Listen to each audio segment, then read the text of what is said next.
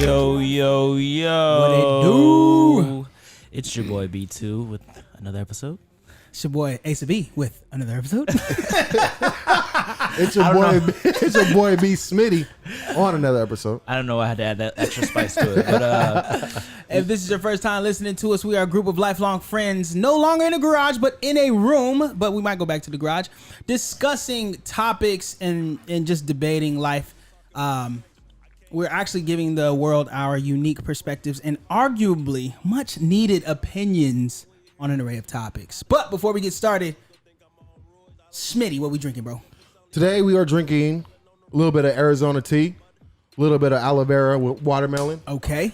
I don't know what you got in your cup. Ace water? Agua? Well, it depends on who's asking. Okay. So we got a little something, you know what I mean? We got H2O. Then we got a sip of Hennessy below the table. Swallow. You know what I mean? Because of the swallow of Henny.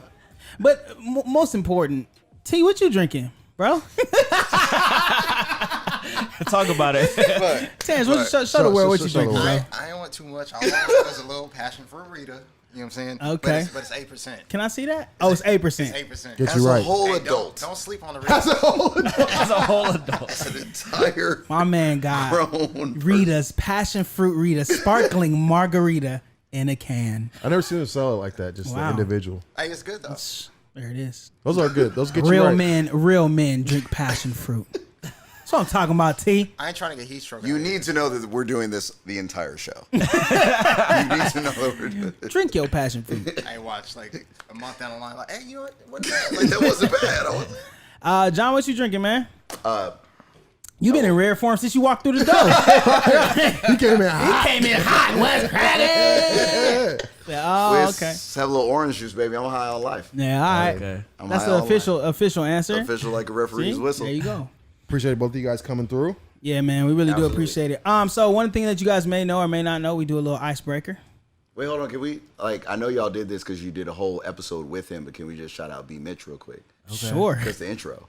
The I intro, mean, yeah, Just shout yeah. out B Mitch. Just Absolutely. Always. Because he family. Our intro song is the bangingest song ever by the one and only B Mitch. Shout out B Mitch. If you guys haven't seen B Mitch's episode, you need to check it out. And finna be a daddy in like Finna be a daddy. 3 days. ASAP. Yeah, it's a big deal. And Like, got like it's a thing. But 3 going mixtapes out. yeah. But going back to the reason for the shout out, we do a thing, an icebreaker called Till This Day. So if you guys are ready, who should start? I'll start. You want to start? Okay, yeah, 2 usually starts. All right, let's do it. Okay. I think it's the red one, right? I think it's green no, one. it's this one. Yeah. Okay. Well, you turn it up first. Oh yeah. Hit it. To this day. To this day. All right. So to this day, I still, for whatever reason, can't grasp in my mind that like my grandparents are like real people who have like real dreams and had life. shortcomings and all Yeah. this stuff. Like I just think of them as like perfect people who Superheroes. don't really need anything but to love me. Yeah, right. Like that's the sole purpose That's in the sole life. purpose in life is to just love me, give me money. Like Right. Real people. That's true. Yeah. I mean, we do look at our grandparents like now you should think about it. That's interesting. yeah, my grandfather's birthday was a couple days ago, and I was talking to him, and he was just telling me, Happy birthday, Pop though. Did we do that? Dude, oh no, happy birthday, granddad. Happy birthday. I don't The know. shout out police over here.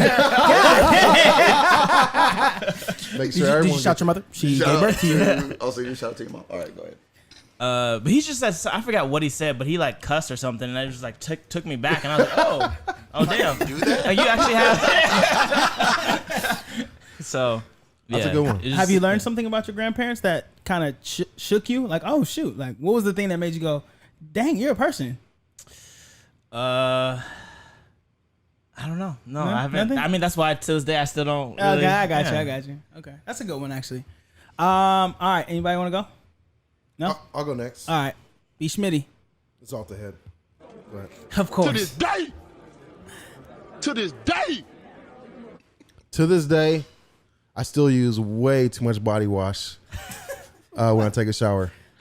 And I thought about that because What's way too much? I don't know. Okay, how about this? How often do you go through a regular bottle of body wash? What size? Just a regular 16 ounce, like not the big one, but just the regular. Are you using a washcloth with this though? Yeah. Oh, okay. A loofah or a washcloth? Washcloth. Washcloth. You need to upgrade that. What, to a loofah? Yeah, loofahs all day. Wait, does anybody? Well, sorry, this is just a quick segue. Does anybody use just the bar of soap? No. Does anybody do that? Just rub the bar of soap? I remember getting like, not an argument, but some dude was like, "Hey man, back me up. Don't dudes just use the bar of soap?" And I was like, Dudes, "Nah." And he was so mad at me, like, "Come on, man." I was like, "I'm sorry. I don't like use a loofah." Like I never heard nobody just doing that. But I don't know. All right. I think it's hard for me to answer that question because I share all the time. Oh, gotcha, So, gotcha. How about you? maybe Mine y'all. is like over a month, easy. See. Yeah, I was How gonna about, say a month too. Yeah. I use a bar. mine's about like a week and a half, maybe. Whoa. It's a process. Why though? Dang, Because it's like it's like it's like washing a nice car. Like you don't just go straight to the body with the cloth. I want y'all to understand he first- suddenly compared himself to watch a nice car real fast. So it's like a 3-step process. So the first wash is just to get the outside dirt off. Okay, me. yeah. But I do that with my hands though, because I don't want that dirt on my washcloth. Okay. First. So then you do the washcloth, and then you do the what do you call it again? The freshen up, the wax. Okay. And then that's how you go extra fresh. Also, you have no children. No. There's no reason for you to conserve. There's no reason. Like, No. Right. But I was just thinking about it, I was like, I don't know how much everyone else went through, but I remember like when I used to live at Hampton, Mary would be like, what the hell? And they're like, you going through so many. And I just thought about it this morning when I was taking a shower, and I was just like, Let me ask you, I was like, most people probably don't do that. what soap are you using though? It depends. I switch between Dove and I like Dove. Nah, you got to use the Dr. Bronner's. What is what is that? that? The Oh, Dr. Dr. Bronner's, Bronner's, like yeah. yeah, the all natural like soap. You whatever. gotta No. use the Bar Yeah. bar soap or is it Nah, it's like a gel? They have a bar, but then they also have the gel. Say it again, Doctor. Dr. Bronner's. It's like an all Bronner. natural soap. They got lavender, they got hemp, they got baby powder, they got all kind of scents. So yeah, Gotcha. Okay, I'm gonna check that out. Dr. Bronner's. make you feel fresh. You know what I'm saying? I'm gonna check that out there. All right, Dr. Bronner's, you want to go up next? I'll go next. Okay. Go ahead. Oh, did you? All right. Oh, yeah. Let's see. To this day, Otherwise, it's gonna go. to this day. So everybody remembers the movie Honey, I Shrunk the Kids, right? Yeah. Yes. All right. So do y'all remember the scene where they got shrunk and then they was riding on the bee's back and trying to get the dad's Yes. attention? So anytime like there's like a fly or like a bee or like a beetle flying around me, like Please tell me you don't check for kids. Please tell me you don't check for children on the back of bees. Don't kill it. Wait, let me check it first. that's my first thought. My first thought is like, what if somebody like Was riding the bee's back? They was riding. Oh, they was Terrence. trying to communicate with me. Hey, Young and what are we doing? shooing it away. They're Terrence, just trying to let me Terrence, know. What? drink your margarita. drink your passion fruit. I'm just saying, the stranger things have happened. Okay. I'm not sure stranger things have happened than someone getting shrunk and riding a bee. I'm gonna be honest with you. That would be the strangest thing I've ever heard ever. happen. Look, Ever. aliens are real. Aliens are real. So, Oh man, are you storming Area 51? you know what? On a bee's back. I'm trying to see the aliens. I'm trying to see the aliens. No storming. Tease on them bees. All right, that was a good one, T. That's a very strange one. Ace is All right, hit me. Mine's kind of weird. To this day. To this day. All right, till this day. It's kind of till this day, but I just recently learned, so maybe not till this day. I realized that I have always been putting the toilet seat cover, the little plastic or the little paper seat cover in public restrooms, Right. I've been putting it on backwards. And I guarantee you most people have. I don't know, maybe I'll do a clip and show everybody how you're supposed to do it. But I've been putting it on the wrong way, for one. And two, I've been doing it wrong because I always pop the little perforation out first. And then I said, is that how you do it too? Yeah. Yeah, so no, that's not what you're That's not supposed what to you do. I can't tell you how many times I've almost like peed or pooped myself because I'm like sitting there trying to like pop it out, sit it on. No, you're supposed to just sit it as it comes out, sit it on the toilet, and then just sit down and your poop and pee or whatever will make it fall through. Yes, I'm telling you. That's how it's supposed to go. I don't even use those. I just rather use Yeah, toilet I'd paper. rather on use the- toilet paper. I don't like that. I don't mean, like those now results. sometimes if I'm getting crazy, I'll stack it like 2 or 3 of them, That's and fine. then I'll also do like toilet. Because here's the thing: we have accepted mediocrity from the people who created these toilet seat covers. Mediocrity. Yeah, I can see. Which is it? Which is it? Which is That's it? what we think. Which No, one? no, go ahead. Mediocrity. Mediocrity. I'm not gonna Okay. be that guy today. No, I want you to be that guy. be that guy. I need you to be that guy. I was actually about to say I'm not sure how you say that, but okay. Anyways, you know what I'm saying. Because if you think about it, every time we put the toilet cover on there, there's always like a ½ inch gap. Yeah. Look at it, never covers the whole seat, and that irritates me. Yeah. Like I don't want Flip that thing around. this little part of my thigh to catch butterfestialitis. Thigh meat. Right. I don't want my thigh meat catching a disease. Anyways, that was my tell this day. It's just you guys have all probably been using the toilet seat covers wrong. Nah. I found that out a couple years ago. I've been using it right. Don't ever since. pop it out before. Just sit and go. Sit and go. That's a little sketch, cuz. Try it. It works. I'm with that. Yeah. It falls through. All right, my bad. John, you're up. Oh, it's on me. Oh, okay. All right. It's on. To this day. To this day. In keeping with what the theme is, Bathroom. no, children, but whatever. I truly believe, and this is a little bit more controversial than what you would think as soon as I'm going to say it. I truly believe that every child, like 17 and under, I believe that every child can be redeemed in school. Every child. Redeem. What do you mean by that? Oh, hold on. Let me throw one out there. Even them kids that's out there shooting stuff up. Yes. Because there were events that happened, probably at home, but there were events that happened Okay. that led to them feeling like that was their outlet, that is what they needed It's to do. trauma. Maybe we should come back to that because I got some questions on that. That's kind of deep, but it's trauma. Okay, but I do like that. Wait, you expand. Wait, hold on. Wait, Wait, expand on that. Wait, so you say any kid could be redeemed? Yep. But what do you mean, like just in general, or what are you saying, like? I'm saying in general. Okay, gotcha. In general. Can be Because- redeemed Can be redeemed, yes. Gotcha, for whatever gotcha. they did because they're young. They can be reformed, basically. They can be reformed, yes. Okay. All right. Okay. We'll talk about that. Is there max, or is there a ceiling to that? Like, is there like if it's Well, he said every kid under 17. Oh, under- I think oh, I every, didn't hear that. yeah. Oh, gotcha. Under every 17. kid that we typically think of like As a high child. school age, middle school Gotcha, age, okay. etc. can be redeemed? Can be They redeemed. can be redeemed. Okay. Gotcha. All right, yeah, we're gonna touch on that. But really quick, before we get going, can we introduce a couple of these mind bottlers? Bottling, isn't it? Did you just say mind-boggling? Yeah, mind bottling. You know, when things are so crazy, it gets your thoughts all trapped like in a bottle. Okay. Here are some crazy mind bottlers. I know. That's, man, did y'all know that the average cost of a date in California, right? California Correct. Yeah, we're the fifth, is fifth 200. It's the fifth highest. This is the fifth highest in California. Average cost of a date Fifth highest in America, yeah. in America, right? $225. I want you to know that I have questions. Let that sink in real I quick. want you, like, Let that sink in. That average. The average cost for taking a girl or whoever, taking someone out on a date is $225. but what does that include? Everything. Yeah. What is that? Like, is think- that including Yes. gas? Is that including? Yes. Like, what is that Gas, including? Uber. Uber, drinks. Drinks. The Parking. average cost of a date. Like, you Parking. think, Yes. Easy. yeah. I Heck bet. yeah. I bet you it doesn't include your outfits. No, it definitely doesn't. Yeah, Yeah, it definitely doesn't not. include Yeah, that. yeah, yeah, yeah. Yeah, Right? H&M shirt. I think it's a cost. It's just a date. Yeah, I think it's cost of everything from door to door. Yeah. So like you going out and you coming back home. What it Yeah. costs. Think when you're about on a date. that. That's crazy. And y'all was talking about me. No, When you put the numbers and the facts on the screen, now now I'm my starting to see why you theories ain't don't paying. look so crazy. Now I'm starting to see why you ain't paying for these dates too.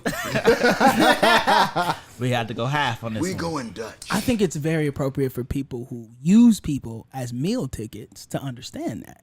Right. 226.35 is the exact average number that we've been told is the fifth highest. What are some of the other places? B, you had it. It was what? New York. Well, New York being the highest, they have almost $297 Jeez. per $300, bro, For a date. for a date. Where are you going? This, Nah, wait, but, man. hey, wait. This is average though. This is an average, Some higher, some lower. right? North Carolina. So, for instance, North Dakota's second lowest. Their average cost a date is only $42.43. It's Dakota. In North Dakota. They I going can to thrive out there. They going to Applebee's. And that's it. We skipping rocks for We our day. skip. Man, Or South Dakota lowest, $38.27. $38. Oh, That's I'm going pretty on good, all the yeah. dates. House way. Man. But yeah, that's Also, there's a bunch of places. yeah, it just goes through these. Wow. And the ideas of what you would do in that state. Date ideas. I feel like there's too much to do in California. There is. Yeah. There's too much, and it costs too much to do and it. too much. We have to too do. many Yeah. options. I Way can see too how much. that. I can see how that Yeah. price would go up. Right, think about it. You got parking in places like LA. Yeah. You got you put a drink or two on that menu. Just two Two drinks. Just 2 drinks and a dinner. Go It's to a easy. club, entry fee, right? if You you're going get to a it. club. So you got that fee. You got a Bruh. mango Rita. Margarita fee. And You ordering we both- 2 margaritas, Where bro. you got 2 mango Ritas popping off. Man. You got the parking, like you said. Even if you're not parking, you got the Uber. What else you got? Whatever Okay. you're doing. You got the Uber. So Well, you got- no. You don't have parking and Uber. So if you driving, you got parking. But let's say you got the Uber. Right. Who knows? I'm just gonna Let's make say up an I get average too lit. 15. At least. That Yeah. seem, Yeah. that seem about right. And then I got an Uber. What is What is looking what? here? What is a date now? What is a normal What's date? considered, or what would be? I feel like if I were single right now, like if I were to be single Right. today, I don't think that I would do it correctly. It's not the same as it was. I don't think 5, it 10 years was. ago. Yeah. How? Okay, wait. Before they answer that, how would you do it? What is? Yeah. What What's is? your What I, claim? would have done, Yeah. what I would have done before, what I did before. Yeah, you got yeah. single right now. How Here would is you a do date. it? Here is a date, right? We Right. ask and we've established. Okay, we're gonna go out on a date. I'm picking you up. We're going to dinner. You wrong already. See, this is the problem. This is the problem. I'm picking you I'm up. picking you up. I'm not giving you my address. I'll pick you up. We're going to dinner, and then if the date is cool, then we'll go to another spot, Continue. Okay. Yeah. and then like Just I'll whatever take happens, you back yeah. home. Like that's Wait, That's where? the Okay, date. well, hold on. But hold this. on. We're talking about like first, second date, right? Okay, but Like, where? Did, Right, right, okay, yeah. but where did you meet this girl? This hypothetical girl. no, sir. It makes a difference. It makes There a are difference. levels, though. That's fair. So what I'm saying in this scenario, where did you meet this girl? I met her on campus. Okay, I'm so in that's a college. little different because if you met her on a dating app, right, which a lot of people do, Which didn't exist when I was dating. well, that's what I'm saying. What would you do now? Or I am old. 41. No. You gotta throw some little extra years on people. You know what I'm saying? You gotta throw some extra years on them. No, okay, but that's why I wanted you to say, what would you do today if you were going on a date? Not what you did back then. If you were to be single now and you wanted to go on a date, what would you do? I feel like initially Yes. I would struggle, and this is really awkward because it's your sister. But anyway, Somebody asked my brother-in-law, by the But way. anyway, Okay. but I feel like I wouldn't. Not that I feel like there's anything wrong with internet dating because it's completely normal at this point. But I feel like I would want to initially meet you wherever it is. Like I'm gonna see you somewhere if we're at a park or Right. a library. I don't Yeah. know, whatever. Anywhere in yeah. But I would see you in public. Say a library. My man did say a library. I don't know. What And you're- if you know him, it makes sense. So you give him a pass. Since, but in the context Yeah. of 2019. Like- Wait, but real quick, I'm gonna let you finish. Sorry, However, already, I but- did just realize I'm not sure that we did a formal introduction for either one of them. Oh, yeah. yeah, So we sure really did. quick, That's- that's a little that should probably awkward. happen. So here's how it is. If you hear this voice, Passion fruit Rita, sparkling margarita, 8%. Get yours at your okay, local. that is the voice That's of T-Wayne. T. Wayne right there, Terrence. And if you hear this voice, Good evening and welcome to the Brumigos podcast. ooh, we might have to use was that Chris. soundbite. Yeah, Yeah, that was good, Chris. that is intro. Mr. Nelson the- speaking. Mr. Nelson, aka John. Oh, I guess we have to tell that story though. Now. Yeah, we will tell that story. You gotta tell that Absolutely. story now. That's John speaking. Anyway, so sorry for the late introduction, but these are our two guests. One is my brother-in-law, the other is my cousin. They are both in the education field, which we will get to soon. But more importantly, they just the homies coming through to hang out with us. All right, so go ahead and finish where you I were. just feel like wherever I meet, like I feel like initially I would want to meet in public. Now, to be fair, I would probably get more comfortable with meeting on whatever the correct app or apps are. Okay. And then we would meet, and then it's like, I guess, what do you like? Meet at whatever the spot Yeah, is yeah, now. yeah. So, it's like, So once you're there, then what? I'll meet you at the spot. But now I feel like it should be less expensive than what I would have Why? done previously. Why? I'm meeting you at the spot. We're Yeah. probably going to one thing, Okay. and then we're going back home. Possibly, yeah. Or to our respective domiciles. Now, if it gets better, Domiciles. Write that down real quick. That's a key word. That's Please a key explain word. to us what domiciles means. where No.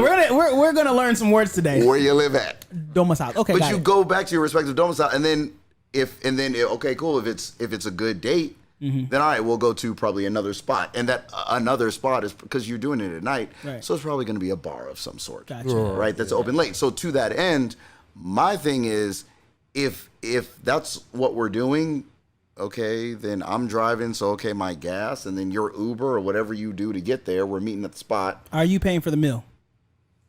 I am, yeah. How come? I'm paying for the meal because I guess I'm old fashioned. Because I asked you. Okay. Because I said, hey, girl. So, Hey, young girl. well, John's paying the whole $226. You know what he's saying? He's paying the whole $226 for this date. And if it don't go right, and it's just a bust, and you guys go home, and you're on your next date, you gonna cough up another $226? Wait. On my next date with who? Whoever. It's The not next gonna girl be that you meet. Yeah. $226. How many $226s are you coughing up before you like, look, we're going half? Let me tell you what I'm not doing, though. Like, I'm not doing this repeatedly. So my point simply is, me, as just the person I am, at some point I would have to get smarter about this. Yeah. But I just have a hard time believing that I'm going to sit here and just go, because the other part of this, and I realize this knowing my wife's friends, it's like date to date to date to date to date to date. And I just didn't, that just wasn't the way I operated. Not saying it's better or worse. I'm simply saying that it's different. We went out on a couple of dates at least, unless it was just horrible, but we went on a couple dates at least. Yeah. But you you fill them didn't, out. Yeah, you just didn't go like 5 dates in a week. Like, how are you? How do you have the energy? Do you think people don't give people enough chance to like? Nope, they don't. Not at all. You know what I mean? They don't. To have a bad date and recover. No. Well, I know some women that go on Tinder just to eat during the week.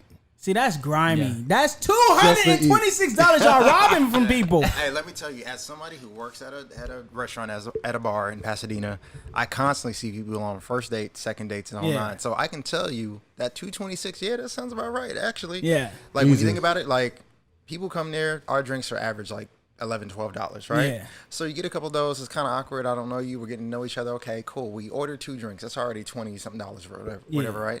That's not including gas. It's not including parking that you done. So now you're at one spot. Okay, food, dinner. That's average, what, $20, $25, $30 per person.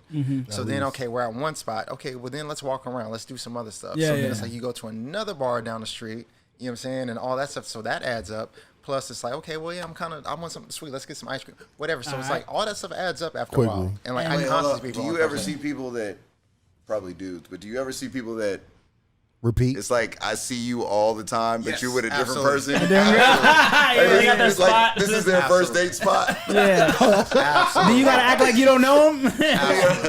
Genuine, you know who you are. Genuine. Like, I see you, bro. Yeah. That's crazy, man. And so, I guess I could see a little bit more how people would get frustrated that their date didn't end the way that they wanted to after putting forth that kind of effort.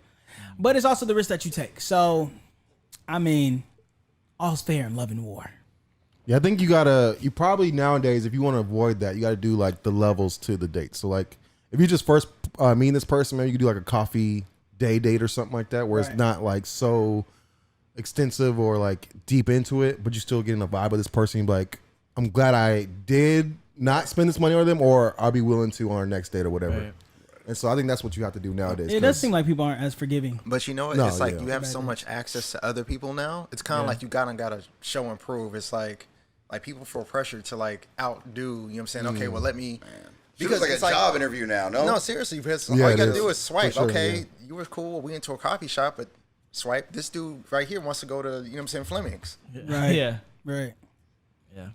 I'm saying it's like that. It be like that out here. It's tough. So far, everybody is online saying, please let John talk about dating.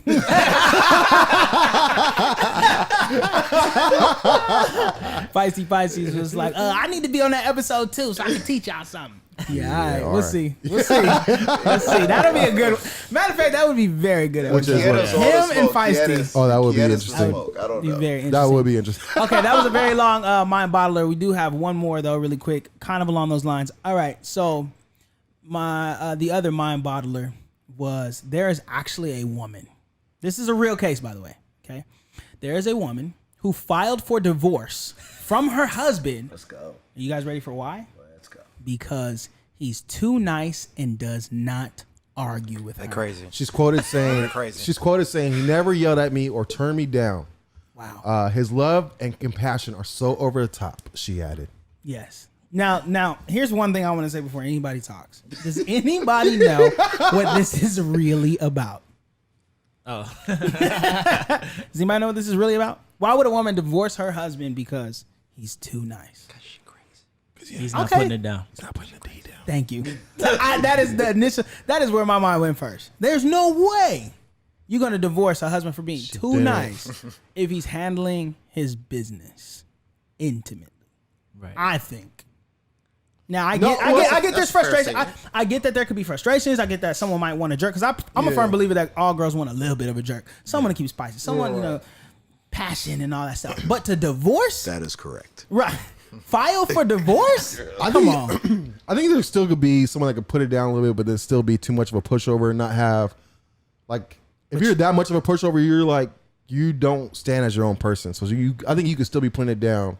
But if you're a pushover, I think. How did Well, you wait, not wait. know that? But How did you okay, not know you're that? right though. But the other thing was this marriage was only in its first year, right? Yeah. So you might put up with a lot longer You're right. than a year if somebody's really putting it down. I agree with that. You get what I'm saying? Yeah, for sure. I think ultimately the judge ruled that they weren't gonna. He wasn't gonna grant the divorce because it was wasn't gonna too grant it. soon Yeah, and stuff like that. But even after that, the guy was like, "What?" It was something a pushover again too. Like he wants to know what he can do better. If you What can can I provide do? me some feedback. What can I do? Well, I guess he even lost weight when she asked him to lose weight. She was finding all He kinds hurt of things himself losing weight. he's a Like, pushover. he got injured or whatever trying to lose weight For her. Yeah. That's crazy. wrong. Bruh. Bruh. Bruh. You got to be kidding me. I'm not sure. I don't know, that just bottled my mind that somebody would divorce somebody for being too nice. That makes no sense to me. But What does? You need a little feistiness. I don't understand how you got. I don't understand how Into the you got to marriage. being married. yes, that's what Like I'm that's what like I can see how you all dated for a while. That's good. And then you just I'm trying it. Okay, he's nice. She probably didn't want to get married. Maybe I in the got first place. abused in my Probably, former yeah, relationship. yeah. Whatever. She was settling to begin But with. Probably, for sure. She There's probably some type felt of the some type Yeah. of pressure of the family or something. For sure. Yeah, Yeah. she settled and then she realized, nah, I can't do this, bro. And she had no reason. Just his love is suffocating me. I just can't do this. likes him a lot. Like it wasn't. It just. Yeah, damn. Just go old fashioned and cheat on him. Just give yourself a reason is what I'm saying. Yeah, if you need a reason, make a reason. How did we get here? He probably still would have forgave her. She Yeah. probably tried, actually. for sure. Now that I'm thinking about it, she probably tried, and he was like, "It's okay, sweetie." She's like, "You know what? I'm filing for divorce. You're too nice." He's probably one of those guys who's like, you can go get what you want physically. We can just stay married. Just go get what you need. Just make sure you come home at night. That's crazy. That's horrible. Yeah. Anyways, that's it for my mind bottlers. T. John, What up? thank you guys for being on this episode. This is a Thanks very for important having us. episode for us. Absolutely. I don't know if you can see my attire, but the theme of this is kind of scholastic, kind of education. Oh, before I forget, domicility. Is that a word? Because you said domicile and it said home, so I'm like, okay, what could be domicility? No. It's like not your house is a facility, but it's your domicility.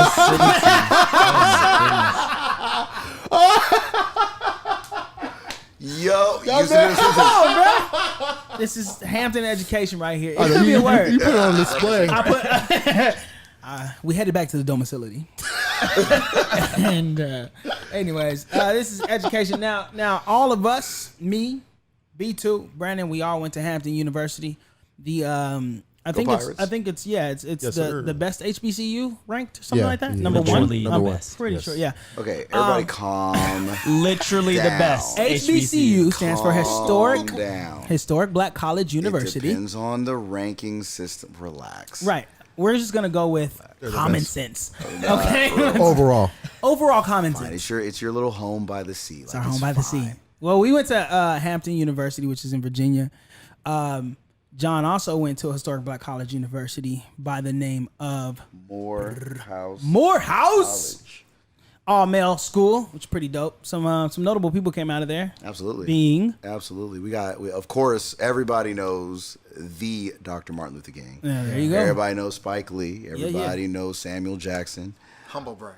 I mean, I was just saying, like these are just like some of the folks we got. We got Dr. Massey, Dr. Walter Massey, right? All right, that's enough. We That's got good. Dr. No, we got Dr. Satcher, right? First African American Attorney General under Bill Clinton. Cool. We got Randall Woodfin, Go ahead and cut all this out. the youngest mayor of Birmingham, Alabama. We got Jeffrey Bennett Nobody's gonna hear this. on NBC News. I mean, I don't know. Let's brawl all these people out. We got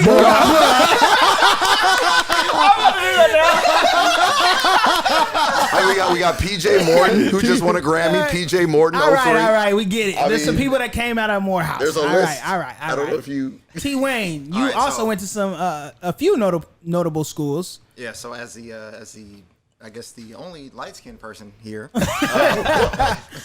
Drinking a What's margarita. up, PWI? Hold it down. Calmate. Hold it down, Chris Brown. Yeah, so I went to Go ahead. I'm messing with you. I went to Cal State Northridge for my Okay. undergraduate. But in Northridge? all fairness, like I said, back in '97 when I lived in Detroit, Michigan, went on a college tour, and like I said, we of course toured all of the HBCUs and so forth. The only one that I would have went to, the only one that I wanted to go to, was Hampton. Hey, Gang, gang. Yes, sir. Yeah. look at that. And to be fair, as a note, Yeah. like this is why I've not been disparaging. Right. My mother graduated from Hampton. Ah, dang. I know that. So it's not. That's My what's up. mother graduated from Hampton, and my grandmother graduated. We joke around, we Damn, play around. legacy. Yeah, so it's not. I mean, I got in, but I was like, no, let me go to a good school. I was about to give you some kudos, and then you messed it up. No. But I was gonna say, like, we do joke around about it, but all the HBCUs got a lot to offer, and they're really great schools and stuff like that. So we encourage everybody to. You definitely want to go. Pursue Just- your education. just- Period. Yeah, huh? Pursue your education. Pursue period. your education, period. But I mean, I'm just saying, like, for us, it was the culture shock that was such an amazing thing to experience. But I'm not gonna lie, 2 or 3 years in, I was ready to go. I was ready to all right, it's time to go to a big school. Just because I wanted a different experience. You know, I got the Greek life experience. I got the on-campus strolling and all that stuff. I got the HBCU culture shock. All that stuff was really cool. But I wanted to kind of get the big school like T got. T, now you said you went to CSUN, but you also went to SC, right? So basically I went the whole gamut, right? Yeah. So I went to community college, went to Chaffey, which is out here in Rancho Cucamonga. I went to Cal State Northridge for my undergraduate, went to University of Redlands There you go. for my master's, and now I'm currently at USC for my doctorate. Hey, Got we're charges. gonna have to call you Dr. T. Yes, pretty Oh soon. man, 2 I more gotta- years. Okay, Absolutely. 2 years. All right, we're gonna talk about that in a little bit. Anyway, so that's kind of theme of the episode is education and stuff like that. We actually wanted to ask you guys a couple of questions because here's the thing: I got a son. Okay, he's just starting to get into schooling. He's 3. All right, right now it's like daycare with learning. All right, it's not like schooling, but there's a lot of different things being pushed in at least our California education system right now that can be alarming, right? And I feel like I've only done so much research. Now, it's important to note, too, that my brother-in-law, John here, a.k.a. Mr. Nelson, is a principal at a high school, correct? In Middle school, high school. a middle school, high school. It's a combination. So the reason why I wanted to bring him on, because he is in direct dealings with a lot of this stuff. So I know a lot of things that's alarming people right now is like, first of all, I wanted to ask, how do you deal with kids that know their power? You know what I'm saying? Like, come on. Because when I was coming up, we had to kind of fear administration and faculty a little bit. But I feel like the power has shifted so much in these kids' position that how do you tiptoe around this? Like, they know they can get all of y'all in trouble on the drop of a dime. Sir, you're triggering me right now. Right. Excuse me. I'm being triggered. Yeah. So how do you deal with that? It's not even. I think a part of it, for me at least, is the type of school in which I find myself. I'm not at a traditional public school. I'm at a charter school. Okay. But you have to understand the generation in which you're dealing with. You cannot educate the students of right now the same way that you or I were educated. Why is that though? Are they softer? It's not about being soft. It's about it's a different world. It's literally a different world. Different access. It's different access. You have different resources. You have a different Okay. experience. My senior year, the big deal was AOL Instant Messenger. Right. That was the big. My senior year of high school, that was the big deal. My Man. AOL Instant Messenger. I used to love that. Nobody had a cell. Like people had cell phones, but it was like you had nights and weekends. Barely, yeah. You know all that Barely. stuff, but it wasn't free after 9 o'clock. Oh, absolutely. That whole deal. It Like, wasn't all willy nilly while we are. girl, yeah. I'm gonna call you at 9:01. Like it was, you didn't. So it wasn't. So the access wasn't there. The technology wasn't there. But you just had a different. Excuse me. You have a different. Just a completely different world than we have now, as opposed to what we had even 10 to 15. No, I get. or so I mean, years I ago. get that, but I just mean in terms of like this. It seems like everyone nowadays is so. I just gotta say it, like getting a lot softer, a lot more triggered, a lot more need for mental stability, a lot of this stuff. And as teachers, you guys have to navigate around that. How do you deal with that? I think that's overestimated. Okay, why? I think it's overestimated what the amount of triggering is. I kid you not. I have heard the word triggering 557,000 Yes, times in my school. that's like the favorite It's word like, right now. Mr. Anderson, I'm being triggered. He triggered me in class because I said, I was like, okay, relax. Like, but there's also still, and that's why, to me, it takes a different kind of educator to be successful now. Okay, that's important. What kind? So it takes a different kind of educator. It takes an educator who genuinely cares about the students and genuinely cares about who they are. You do have to have a different sense of community as opposed to what you had before. When I was in middle school, high school, it was sit down, close your mouth, do the work. Okay. You can't do that now. Why? But forget the fact that, forget the triggering and all that. It's more of what's needed in the world, what's needed in society. The different jobs that are available, right? I could make millions of dollars right now and not speak to anyone. I could go online. I could have a certain skill. I can go online and I can do that. I can execute whatever that happens to be. I don't have to talk to anybody. Yeah. So my point simply in saying that is we can't educate students the same way that we did before. So you do have to be a little bit more nurturing because there is a disconnectedness. Yeah. Is that a word? No. I Yep. don't know. All right, cool. Yeah. We'll see what happens.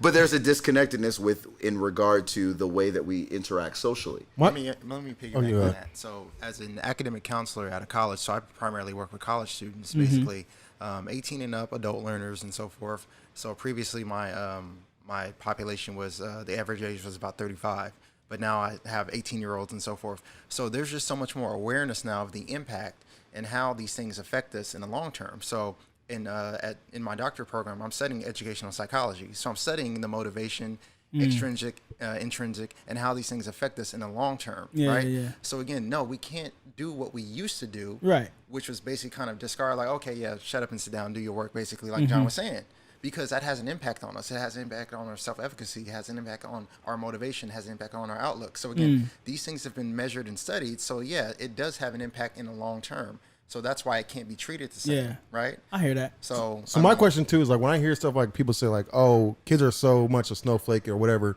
Yes. Why can't we go back to the old way?" Has it ever been established that the old way was the right way? Like, is that No. like? No. That's what I always question. It's like, not. If you look at research, the way that things were done, and I don't want to say it was necessarily the wrong way, but there are better ways Got- to yeah, do okay, things. yeah, right. And if you look at research, you do. That's why there is such a push now for social emotional learning, because if you look at research, and this is different realms of research, the social emotional learning is very important, and you have to keep that in mind when you're educating the student. Gotcha. If I'm going to develop a relationship with you as a student, you're now going to learn more from me as opposed to if I Gotcha. just told you to sit down and shut up and That do makes your sense, work. Yeah. But if you actually give half a modicum of a damn about the whole- who I am, yeah. and you feel that I care about you, then now you care. Yeah. You're gonna learn. that changes everything. You're gonna Yeah, at least yeah. try. And so that sort of thing was not brought. That sort of thing was not even pushed in educational in your when you were during teacher education. It wasn't pushed. It wasn't talked about. Now that's sort of a thing. And so you have to look at the way that research is kind of shifting to understand the social emotional part, because it's lacking so much because we're so disconnected. Because that's happening now, when someone does kind of connect with you, you go, Oh, I Oh, you felt, support- yeah, I felt yeah, that. yeah, Like, that yeah, feels yeah, good. Nah, that's and true. so now, like, my teacher, I feel like my teacher cares about me, and I'm willing to go to the moon and back for them. That makes yeah. So it comes down to emotional intelligence, right? Where basically it's like that wasn't a thing when I was coming up. Like me Right. and John are relatively the same age, but like it wasn't a thing. Emotional, like what is that? People are talking about emotions a lot more in general now. Yeah. You have to, have to. because these things have an impact on us, right? Yeah. So I had the opportunity to go study abroad in London for a week, a few months ago in my program, and I went to the school that primarily focuses on emotional intelligence. And like I said, when I tell you that these kids were so sharp and smart at 10 years old, Yeah. I mean far beyond anything I ever Oh, was that's at 10 right. years old. You know, it was just like they had a debate. They sat there. It was four students on one side, 4 students on the other side, and they were debating internet usage. Right now, Mm-hmm. mind you, they did all this research on their own, like said in their own time and so forth, and they did it in front of the whole school. And like I said, the whole school is probably, I don't know, 200-300 students, something like that. But it's like they're seeing this, and like I said, this is nothing that I have ever experienced. Yeah. And like I said, I talked to this one student, and she kind of told me like, you know, her take on internet usage, and like I was just so impressed with like Yeah. how sharp she was at 10 years old And they focus, you said, on emotional. on emotional intelligence. Yes. Okay, so here's the thing. That's all great. Now let me ask you this: as a parent myself, and anybody who's listening might be able to get help. What is it that we need to be looking for when we're finding places for our kids to go to school now? Because I'm a lot more alarmed at just throwing them in the nearest public school because of what they may be learning, or all that kind of stuff. or not Like learning. what are the things that we should be looking for But you in know, order to make sure our kids are going to the right place? What you need to look for is your child. And see, this is what people don't understand. That's first and foremost. Some kids They're gotta go to the look- restroom a lot, like me. So give me this place No, where I enjoy yourself. We hope everything comes out all right Hey, for bring you. me back some water too. You know? Don't spill. up there. You have to understand, out there. like, the first priority, and this is the part that people miss. Okay. You have to know your child first. Okay. There are so many options. I tell my staff this at school. I tell my staff this. Parents have so many options now in regard to where they can send their child to school. Or homeschool. Or homeschool, what have you. And because of the way that, because when you and I were in school, me and Terrence, etc., when we were in school, the inter-district transfer was a big deal. Yeah, yeah, Like, yeah, you yeah. couldn't- Yeah, I went like, through that. Yeah, you, yeah. you had to go through a process to Yeah. inter-district transfer. Now, because people are having less children, then you have lower enrollment, and so it's not difficult. I sent my child, my son, is going to, he's in second grade, he's going to a school that's outside of where he should be going, if Yeah, you right, will, right. home district. He's not going there. But it was easy for him to get accepted. He didn't have to test. He didn't have to do any of that. It's just because their district has low enrollment. They were like, let's bring the kids in. Okay. So my point simply is you have to know your child first. No, what about them? You have to know who they are, what their needs are, what their interests are, what their strengths and weaknesses are. When you know that, then you know what sort of school to then look for. But what happens too many times for parents is that they're looking at, this is what I think is going to be good for my child. Okay. And So it's- so what is bad for a public school? Wait, I'm trying to ask you the right way. Sure. What type of kid is not good for a public school per se? How do you notice that your kid may not be prepared for public school? I guess is my Depends on the public school. Because you have different types of public schools. Like, I'm at a school that's a charter school, but it is a public charter. So we accept anybody that comes in. okay. As opposed to a lot of district schools where you have to live in the district. Now, again, that's where it goes back to what I just said in regard to the inter-district transfer and all that Yeah. stuff. Not too hard, but you have to know your child first. My child likes math and science. Okay. So we found for my child Yes. a school that is more focuses. technologically driven. Okay. And Got it you. literally has science and technology in its name. And so we found that school for him, but that was because we looked into him and what his interests were right, or are, and that and that fit was the him push. okay. And so if he was a kid, the school that I'm at is an arts driven school. okay. And so there are some students that come. It's not for everybody. It's just like Hampton. It's just like Morehouse. Yeah. It's not for everybody. And so we have students that come in that are unsuccessful because they're not engaged in what the program is.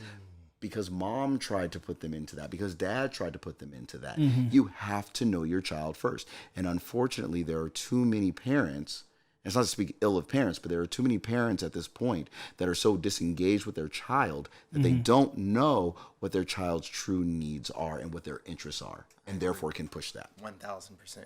So, 1,000%. All right. I have a question. So I like that.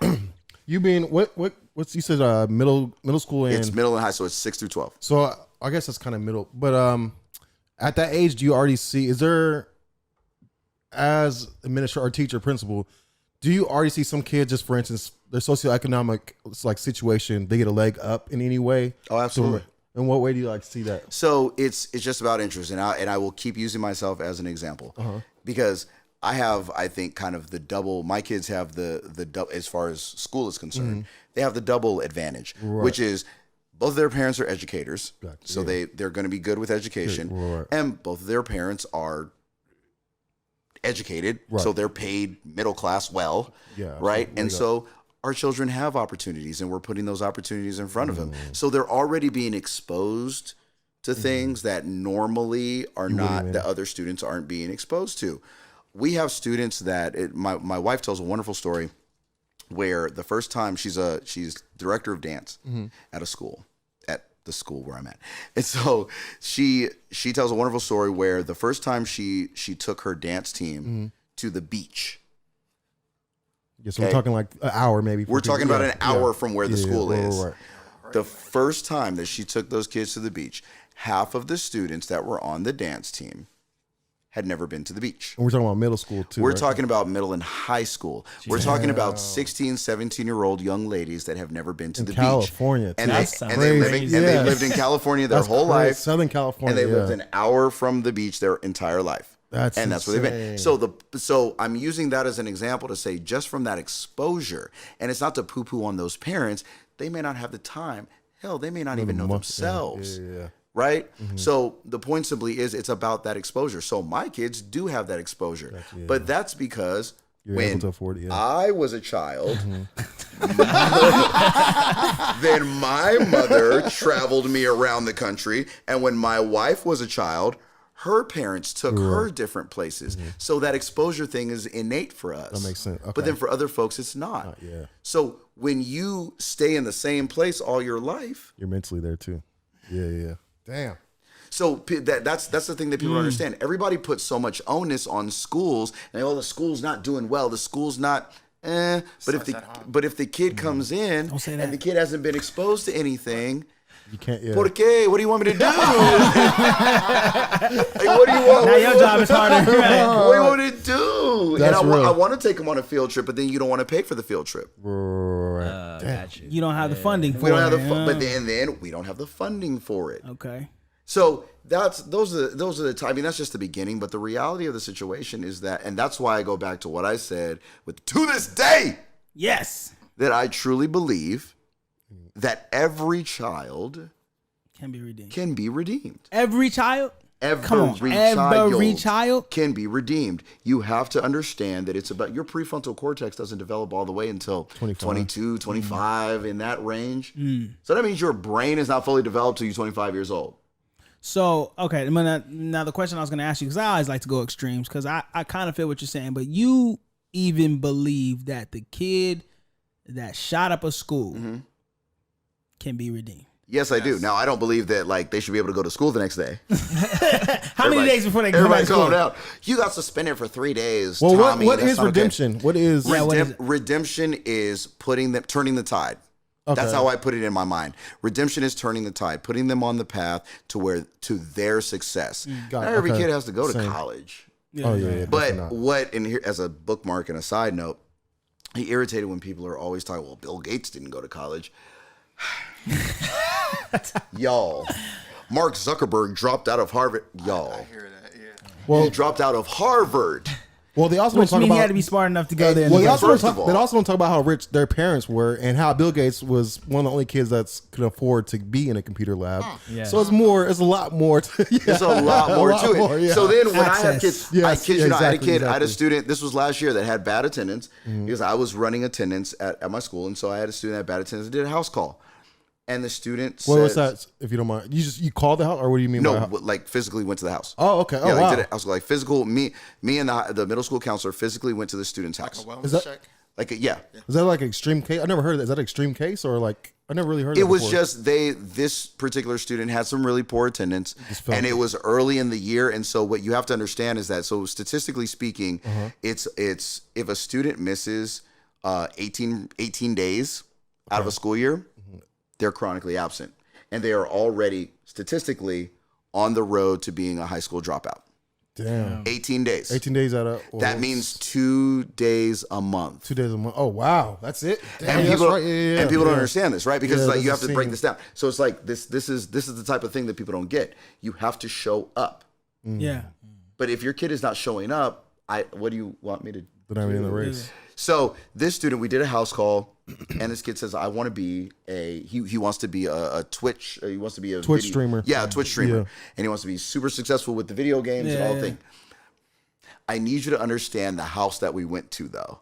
Okay, it didn't look like this. Okay. All right, Totally, yeah. we were sitting in a chair on a dirt floor.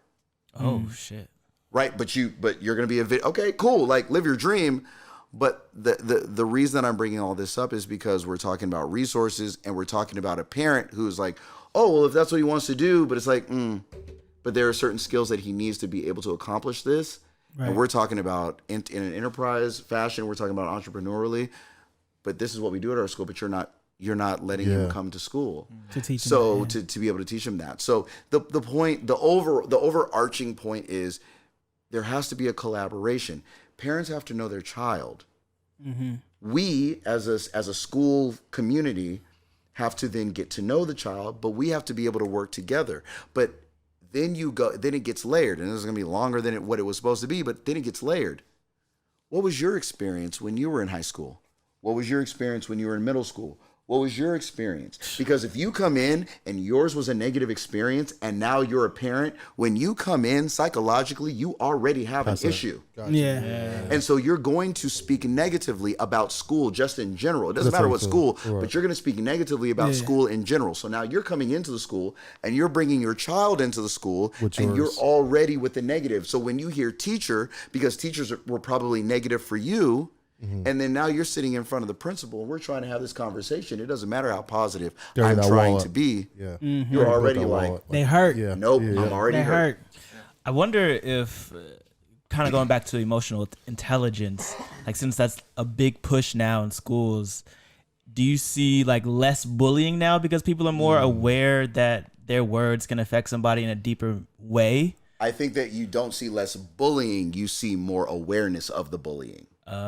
Speaking of awareness of bullying, There's sensitivity to it. there's a lot of awareness. So much awareness so that there was a video that I was shown of a principal who put a 14-year-old girl into a chokehold. I wish I had that queued up. Yo, can we get this video? It wasn't, first of all. Let me tell my version of the story first before we get the full account.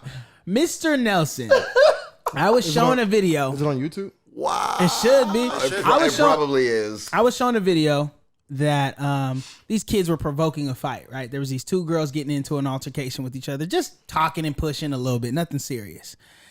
Then some girl from off camera decides to instigate the whole thing. She runs, she pushes one of the girls into the other girls, and then all hell breaks. It's on after that. Them two girls start scrapping. Boop, boop, boop. They start catfighting and rolling on the ground. Way off in the distance of the video, you see some feet pitter-pattering. And they come in on the screen, and who is it? John. Principal John. This man, I don't know what training teachers go through, but I'm pretty sure this dude went through extensive extracurricular martial arts training because he came in and swooped up one of these girls so fast. Like a full Nelson or what? He put it in a full Nelson. I don't know if y'all know what a full Nelson is. Yes. Your arms are just in the Hands air. up over your head. Someone's right, yeah. And just stuck, and you can't move. do And I nothing. was like, how is that your go-to move to break up a fight? Like, this dude literally put a 14-year-old girl into a full Nelson hold and was like, calm down. So she, I'm pretty sure at some point her feet were dangling. And we just started dying laughing like, It wasn't- yo. From this, that's how he earned his name, Principal Nelson. He literally put a 14-year-old girl in a full Nelson. So ask yourself, have you ever put a 14-year-old girl in a full Nelson? Well, he has. Now explain to us why you felt it's appropriate to put a girl in a full Nelson. So here's, okay. So in that, and obviously I can only say so much about that situation, but here's a bit of my history. I started out at a YMCA in downtown Atlanta, and I was an after school counselor. And then after that, I was at Metro Regional Youth Detention Center. Damn. That's So Atlanta as well? I That's was teaching. jail. That was in Atlanta. Yeah. Okay. You taught in a jail? I taught in a jail. What people have to understand is that it's called compulsory attendance. Like students from 6 to 18, you must attend school. Oh, that's right. Yeah. So even if it's a juvenile detention center across the country, there's some sort of educational facility. Nah, makes sense. Like they have to go to school. So I was in there. Then after that, I was what's called a teacher on record at a middle school in Decatur, Georgia. And then I had to move back and blah, blah, blah. So the point simply is that I've been in various places where there's been altercations. And it doesn't matter whether you're 14, 30. People, when they get into an altercation, a lot of times, like depending on who you are, you just black out and you're just going. Yeah. So you got to stop them arms. And you just have to stop them. Yeah. How many kids per capita do you think you put in full Nelsons? Per capita. Per capita. No, Damn. How many kids per capita? but here's the problem though.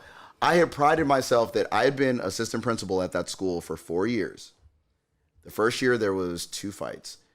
2 consecutive years there were no physical altercations on my campus. That's true, yeah. Oh, that's good. No physical altercations really on my good. campus for 2 straight years. Damn. And That's long. That's And then they high were school and messing middle all school? up. But then that year there were 4. Dang. And so What happened? How big is the student What body? changed? What you have. changed? I can't say what changed. I can't say what changed. Well, what are you What changed? insinuating? I can't I don't say even what know the changed. insinuation. What changed? Yeah, I don't know will either. Well, say- Terrence, you say it. I will say. I can't say what changed, but I know something changed. I I will- wanted to invoke that. Yeah, I will say that there was a common denominator. Administration All, side? like, yeah, that's what I'm saying. Like, is Or this a student There was a body? school-wide? common denominator. or student for, body side? Student body side. Student body. Okay, There that was a changed. common denominator for 3 out of the 4 fights. Race? Trump. That's not no. Oh, okay. So Is it a but physical attribute or is on it? the student body side, there was a common denominator. Can we play Hangman? And Can we so- do charades? Like, I'm trying to figure out what this is. What's the Race, and religion, So the social thing media? is that so in that particular situation, then they're fighting, and I grab security grabs one, I grab the other, and the one that I had decided that they wanted to just keep on.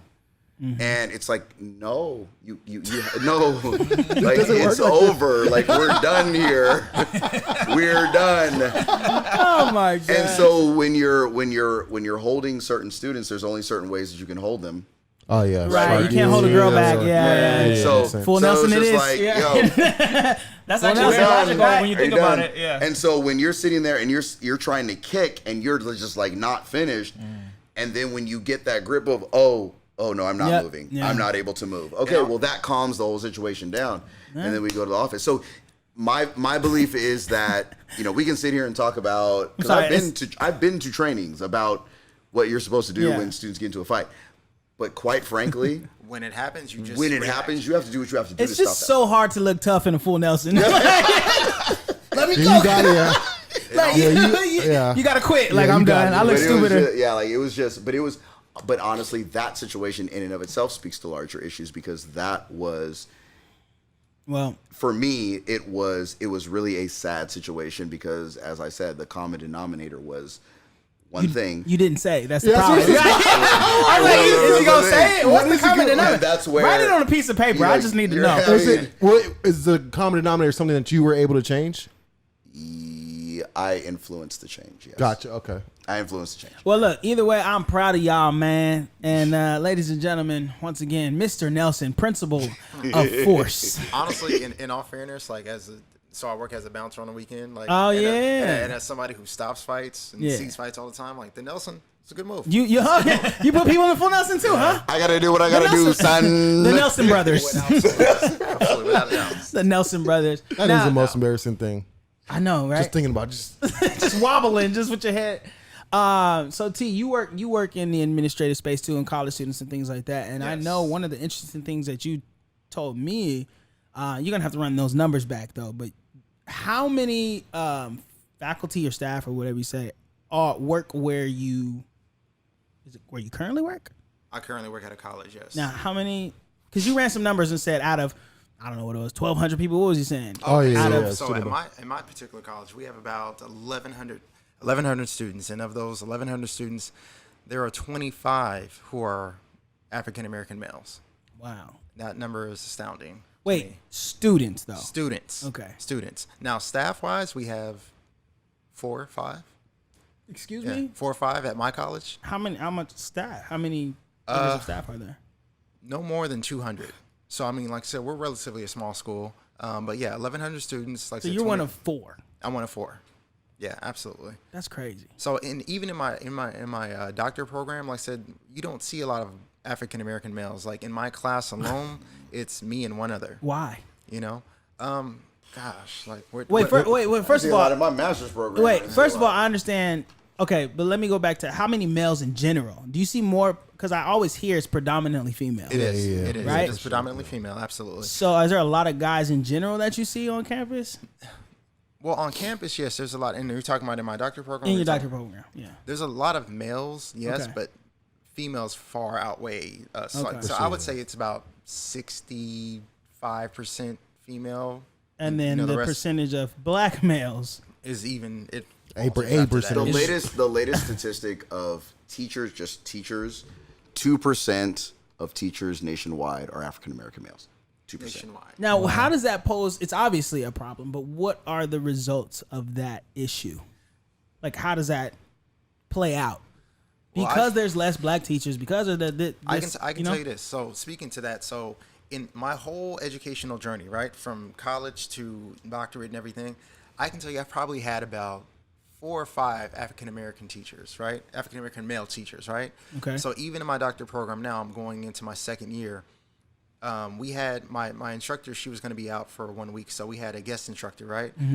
Dr. Alan Green was his name. Shout out Alan Green. Yes. Come on, shout out seriously. police. Shout out Alan Green, Dr. Allen. What up, AG? So What up? I had no idea who he was, had no idea what it was about, and so forth. So, you know, okay, guest instructor, okay, whatever.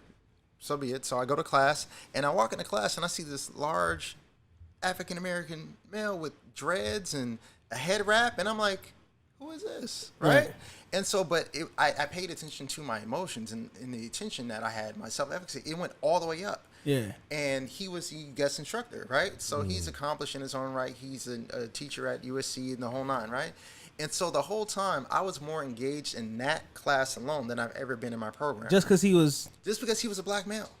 I was waiting for you to say that. Just because he was a black male. Just, That I was it. actually waiting for you just to say black because you've been saying African American this whole time. Well, I mean, and I'm I trying feel to like make it you've been like in like your teacher mode or whatever. And I'm like, why you keep saying African American? Like you just with us, bro. No, but I got you. You black. Right. Black. black. My skin so black. But I mean, I but feel like, you. but he spoke my language. Like he even referenced Quali and Most Def. Like I'm Oh, just man, like, you were sold. like I was so like I was like he's speaking my language. Like it was a different level of engagement, a different level of self-efficacy, and like it really made me realize, you know, what's missing. And like I said, because I went to a PWI, predominantly white institute in Cal State Northridge versus a HBCU, it's like I kind of like was thinking about like I guess the same fight that we were in, but the different battles, if that makes Okay. sense. So essentially, so if you're at a HBCU, of course you see students Yes. look like you and the whole Yeah, nine, right? uh-huh.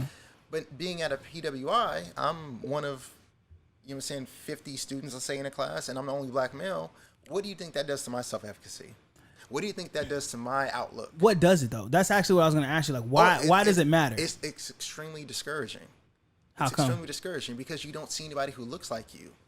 Like I said, you know, that everybody's heard that proverbial speech of like, you know, look to your left and look to your right. Half of you won't be here anymore. Like after the first year, like I hated hearing that. You know what I'm saying? Like I hated hearing that. I hated that in high school. I hated that in college. And honestly, it was true. Like my first year at Northridge was lit. We had a good time. But most of them Drop that pen in there real quick. but most of them were gone after the first year. You know what I'm saying? So it's just like, okay, like, and as you transition each year, it's like it was less and less of you. So again, when you look around, you don't see anybody who looks like you, who can relate to your experience, who can relate to, you know what I'm saying, being the black experience, and then also being in a single parent home, and your mother lives, you know, 3,000 miles away, and you know, all these different things that we as black people go through. It's like, you don't know my struggle, you don't know what it took for me to get here, and nobody understands that. So because nobody understands that, nobody is willing to help me, nobody knows how to help me.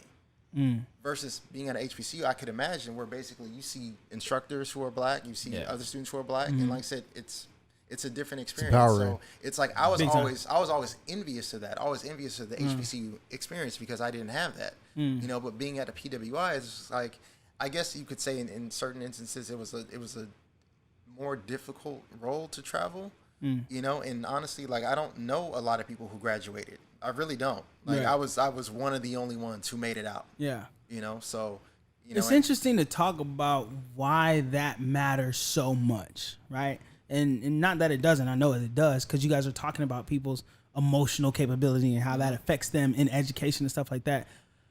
And I'm trying to piece together, like, because obviously it hasn't set you back too much, right? So what is it different about your perseverance than the next person? So then we talk about motivation, right? So when we talk about motivation, we talk about intrinsic and extrinsic motivation, right? Okay. So which is what I'm studying, which is educational psychology. So it's like how our experiences shape us, right? Okay. As individuals. So again, you know, when I look at you guys, the three of you guys that went to college, like, you guys are very different people. Yeah. You know, very different people with different experiences and so forth, different outlooks and everything. But again, everybody experiences things different and affects them differently. So I have a classmate, her and her brother, she mentions grew up in the foster care system in California, right?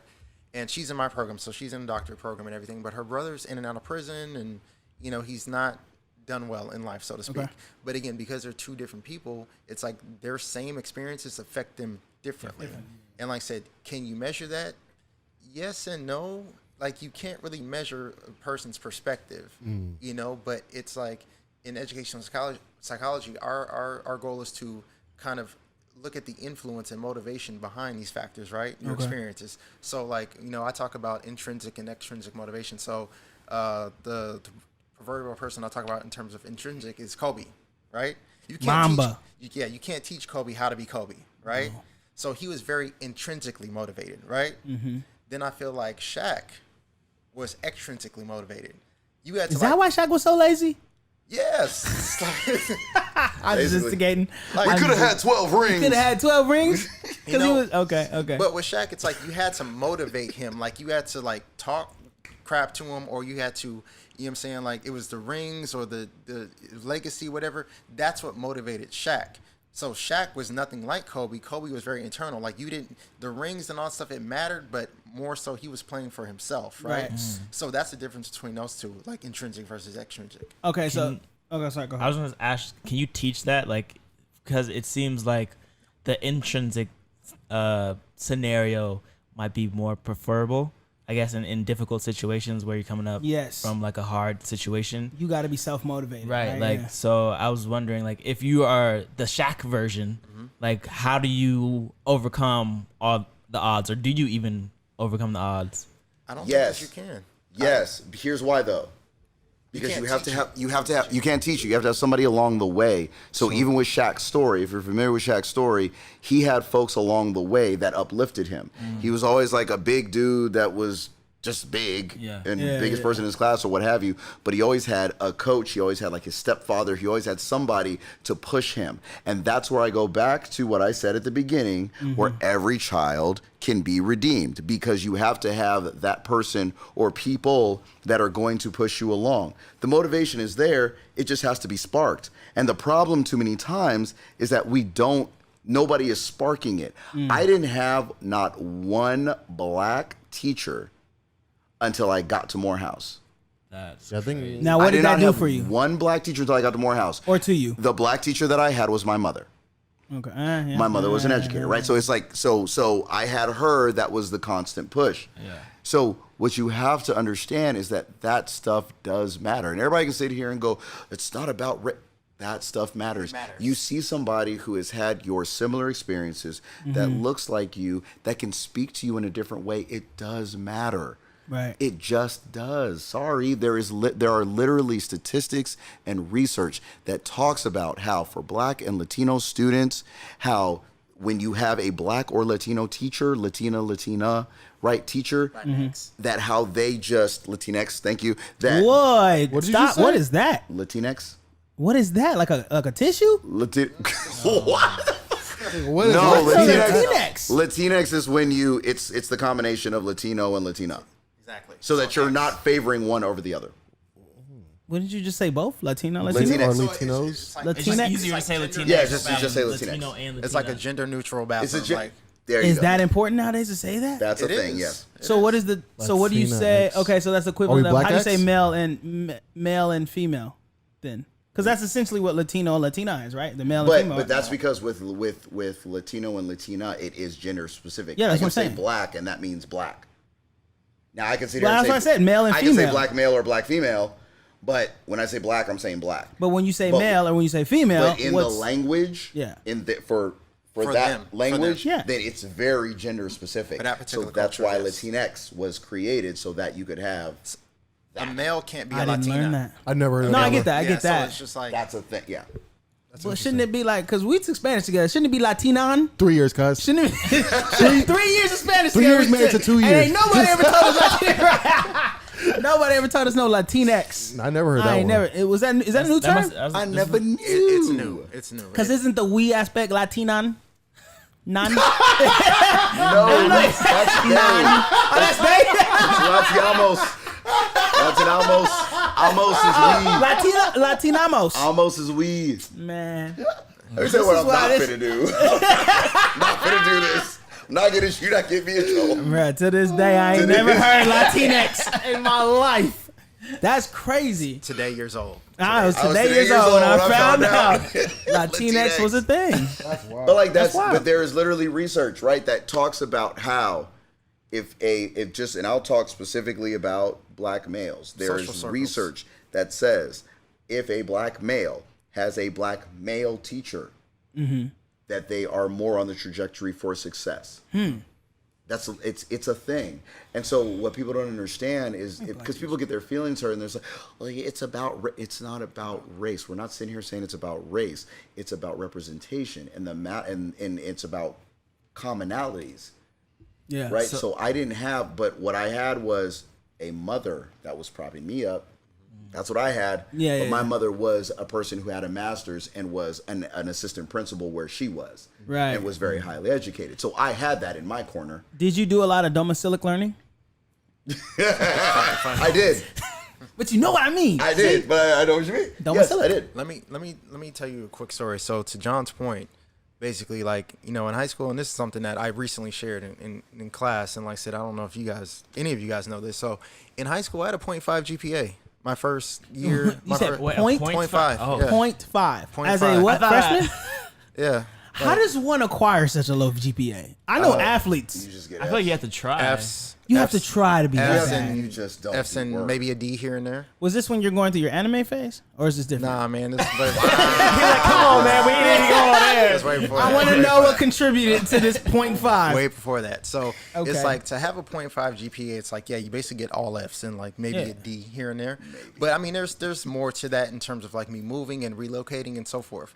But it wasn't until basically we removed ourselves from being out of town and whatnot, and we moved back to California, and I went to Claremont High.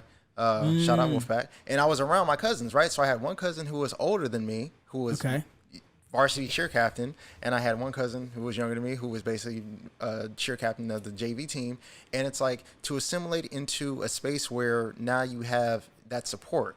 You know, Okay. you have family. I didn't have that before when I was out of town, when I lived out of state. Yeah. But like I said, so my GPA immediately transitioned from 0.5 to 2.5 to 3.0 to 3.2. 3.2. Right. Again, these things matter, whether it's a black male or just social circles in terms of people who look like you. Absolutely. Right. It matters. Right. So again, like I said, so to go from that space in terms of, because I knew what was missing, I can look back and easily see in retrospect what was missing and why that had that effect on me. You know what I'm saying? That gotcha. adverse effect on me. Yeah. Absolutely. And just to be clear, Claremont is not a place that has a lot of people that look like you. It's not, but But if you were had fortunate that to have family. interdistrict- If you have the interdistrict transfer from Pomona, you know what I'm saying? Shout out to all the Pomona people. Okay. P-Town. Yeah. That's that. I mean, yes, I have learned a lot, I would say, already. Hey, so I have a question. Why do you get Emmy consideration? Because you're a SAG member? Who hooks you up with those? What's happening right now? Wait, what? Who gives you? No kind of segue whatsoever. Yeah, I know. I'm This sorry. is Brandon's mind. What are we I don't know doing? if you What know. else you always DVDs Hold Hold say? on. Let me at least yeah. let them know what's going on. I just got here. Brandon goes to therapy for this. Okay. His mind goes all over the place. Not that there's anything wrong Right with now, that. he is looking at like the For dresser. his Emmy collection. So I have a collection. Shout out to therapy. No, seriously. I work with marriage and family therapists all day long. So, Shout out to therapy. No, seriously. You work with a marriage and family therapist? No, so my student Well, population MFT, is MFTs. They're studying to be Oh, okay. EMTs. Therapy. So. Therapy is a beautiful Oh, thing. I got you. Therapy is a beautiful thing. There are a lot of. Do you go to therapy? I have a lot of students that have either external therapy or we have actually raised the amount of counselor access that we have at our school, That's dope. so that students can have that access. Because here's the thing: when forget the whole cultural issue, dog. If you ain't got no money, Right. then you're not going to therapy. Well, that's true. Like you have a lot of extra money. Like if you just don't have the money, you're not going to therapy. So Yeah. therapy, I have seen students transform just from being able to know the consistency of, I know that I have the counselor that I can go to every week. I know that if I have this shit, I can go to this person. Okay. Yeah. Just having that outlet. Just having that outlet. Yeah. So shout out to therapy. Okay, well, we did have an episode where we talked about therapy. I actually learned that they went to therapy on the episode, and it was funny because Tu was talking about how I went to therapy. I went to therapy my freshman year at Morehouse. I kid you not. What? Okay, went to therapy my Let me freshman ask you this though, because this was my thing. I've never been to therapy, never had it, never considered it, or whatever. Right? Did you have an underlying issue We that also made know you? your life. So Well, okay, but that. Well, let me know what that's important though. It is. It's important to know because did you have an underlying issue that led you to go to therapy? yes. Are you comfortable with saying what that? Yeah, issue it was. I didn't when I was growing up. I was in a single parent home, and like typical single parent home. But my father was around, but not involved. Got you. Okay. And he's very love him now. Like we're good and everything. Like we're very good now. He's with my kids and the whole thing. But when I was growing up, then that relationship wasn't there. Let me highlight that me and John have the same exact experience. Same issue. exact. I'm sure you and multiple people have the same. Say yeah, like Right, it's a I- thing. I'm just There's saying, more like, black this- men here that have the same experience than don't. There's Then- two I got you. Yeah. there's This three. guy right here. These But guys. no, Him like too. it's very. Pointing me out. His parents love each other too, nigga. Okay. I'm sorry, my parents love Right. each other. Mad at me. All right. No. Well, my point was that I understand the importance of therapy. I think when people need it, all that stuff. I've never felt like I needed it. Right. Now that's not to condemn it at all. No. But my thing was, should I feel like I should go just because I hear everybody say this all the time? It can't hurt. It's great. You should do it. It's like a mental exercise and all this stuff. I believe But everybody should go to therapy. see, everyone says that. I believe like- everybody it's should like- go to therapy. Taking your brain to the gym. and is it? I know that's what. Yeah, and I hear that. Exactly, yeah. And just Very well spoken, yeah. because you're skinny doesn't mean you still don't need to go to the gym. No, I hear Or you. just because your body looks like it's right Right. doesn't mean you still don't need to You do some can't type of benefit physical. from working yeah, out. No, I right. get that. And to that point, I understand it, right? And so I'm so open to trying it because I like trying new things. But the thing that I, not to say struggle with, but is it not okay to not need therapy? No, it's fine. Or if not- you or don't not, do it. like, if you but you just- don't know that you don't need it Until you try go. it. I feel you. And that's what I think. Like I genuinely believe that anybody who can should go. And You it's- should go. And that doesn't mean like, oh, you need to go continuously for the rest of your life. Right. It's like going to a doctor. It's tune up. You go in there and you'd be surprised at the stuff you're like, I And didn't know that's and what. the thing is, no one can give you a precursor to be like, oh, Asa, I know, or unless you really had an issue. Yeah. But until you start, like you said, until you start talking to a therapist, only you and the therapist or who you're talking to will uncover I got you. and unravel that. No one can do that. Like, oh, Asa, you know what? You are kind of this way, Man. But then once you get in that room and you start talking, you're like, oh wait, damn, oh wait, hold up, hold up. Yeah. Hold What up, if they start unraveling all things I locked away for a reason? Like, nah, bro. Nah, we good. I don't need that. But I'm perfectly cool with who I am right now. I don't need the It's box not, unlocked. It's not just about you though. So just you being a married man, I feel like you could benefit from therapy alone. a married man, a father of about to be two. Exactly. You know what I'm saying? Like- You could benefit from that alone. Like I said, I went to therapy myself, and I can tell you that it was from severe depression. And you know what I'm saying? It helped me through that like tremendously. Right, You know right, what I mean? right. Like at that time, and I still continually go, not nearly as much as I used to, but it's still something that I practice up. every now and then. So Now the other thing too was, and it, not switching gears per se, but it's interesting, and we've kind of wanted to poll people and ask, like, is a guy going to therapy a turn on or turn off? is it taboo? Because I feel like Oh, from a therapy is woman's not. perspective? Yeah, from Or a like, from what a should they- woman's- what should they feel? or even from a female. If you know someone is going to therapy, are you like, maybe they need to work on some stuff? If the woman in your life has a problem with you working to upgrade yourself, Bye. Yes, I agree. Yeah. 100%. And you're not. The only time you should be alarmed is if they're like a psychiatric patient where there's some type of serious. But how do you know that? If you don't, you can't know that there are reasons for going to therapy. You just know they're even going to therapy. Well, I guess you. who do you mean? What do you mean? I'm just He saying. said like a women woman doesn't- meets a new guy. Should she be alarmed that he goes to therapy? we just probably off we probably wouldn't reveal that on the first couple dates. Yeah. that's true. Yeah. actually, if you do, we're this, probably not it's having that probably it's probably a bigger conversation. issue. Yeah. You're Well, old school. honestly, though. we're not having that Well, conversation. actually, You're old no. school, bro. No, I take that back. I would talk about that on the first. That's what I'm saying. I think you old school. People would do it. I would talk about I'm I not that. think about that now on the it's first less couple dates. taboo. Like I think now, because people use that term emotional intelligence a lot. Like that's like a big trigger word, I guess. And, I'm so triggered. I think people, because I when I was on Hinge, people use like, oh, I'm emotionally intelligent and I want a guy Oh, who's that's emotionally right. Yeah, that's intelligent. right. I just Yeah, heard that's about Hinge this week, though. That's why. Wait, Hinge? I didn't know Hinge Yeah, was a it's a thing. dating- dating app, right? Until Yeah, this yeah, past it's a dating app. What's the spin on that one? It's just It's the way it It's formats. not Bumble. The way it formats. Yeah, Bumble's for females to take the lead, correct? Yes. Okay, Yeah. but what's Hinge? It's just more interest based. It's more. yeah, you different get to cal- show your personality a It's a lot different more. caliber of women too. Yeah. Different caliber of people. Yeah. And Tinder is just everybody just trying to do it. Just Yeah. the world. Tinder's more like just going to Walmart looking for a girl, and Hinge is like going to like different The people's- library? Yeah, or like a different college graduation like reunion parties. Yeah. Yeah. College graduation. Oh, Like reunion. like going to like what I mean, okay. like at an older age is what I I was thought you saying. said reading parties. Oh no. I was like, No, nigga, no, what's no. a reading party? So that's what it's like. It's Okay. a different caliber of person. Interesting. Okay. I have no idea. Yeah. Well, you wouldn't because That's you've been fair, married but I'm for a saying- long time. I've Wait, heard how long about have you been married now? This is it's going into what is this, 8? August? 9? This is 2019. So September. Oh, so this Well, you month, better- in September. You better know this. Relax. you stumbling right now. Stumbling right now, Jack. No, in this, I had to check what month we were. So this month in September, then it's going to be year 11. Damn. So we're 11. Lab. Quick. Lab. Can you answer my Emmy question now? We're celebrate that Isaiah Thomas. Can you answer my Emmy question now? Oh shoot, I totally forgot about that. No, Why okay. are we here? What are we I don't know how we got where we're at now, but originally Brandon was asking me why was I considered for SAG. No, I'm not SAG anymore. I used to act when I was a kid, whatever. That is Ava gets these big boxes. Okay, yeah. Big for the boxes of considerations. just for consideration for Got Emmys you. and stuff. Oh, say word. Yeah, I thought that was she you. gets boxes Okay. He's of- been Yo, holding grab, out. grab You that white see one. this? Yeah, Grab that white that's what I was one. looking I'm looking at this right now. Like I didn't even know that was a thing. Not that one. The small white one. I should have clarified for sure. Yo, There's one hey of them. Mitch, you out here holding out. Yo, That's what check you this. doing. Look at that one. I'm gonna keep that because that is dope.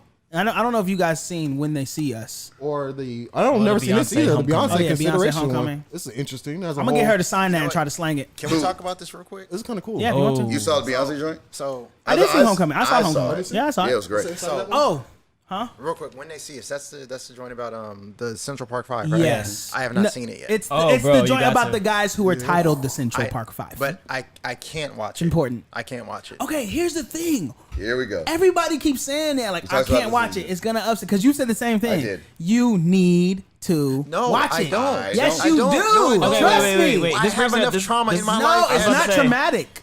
It's I mean, traumatic. okay, yeah, it's traumatic. Touche. Hold on. But my point is, it's not traumatic in the way that when it's over, it leaves you feeling blah.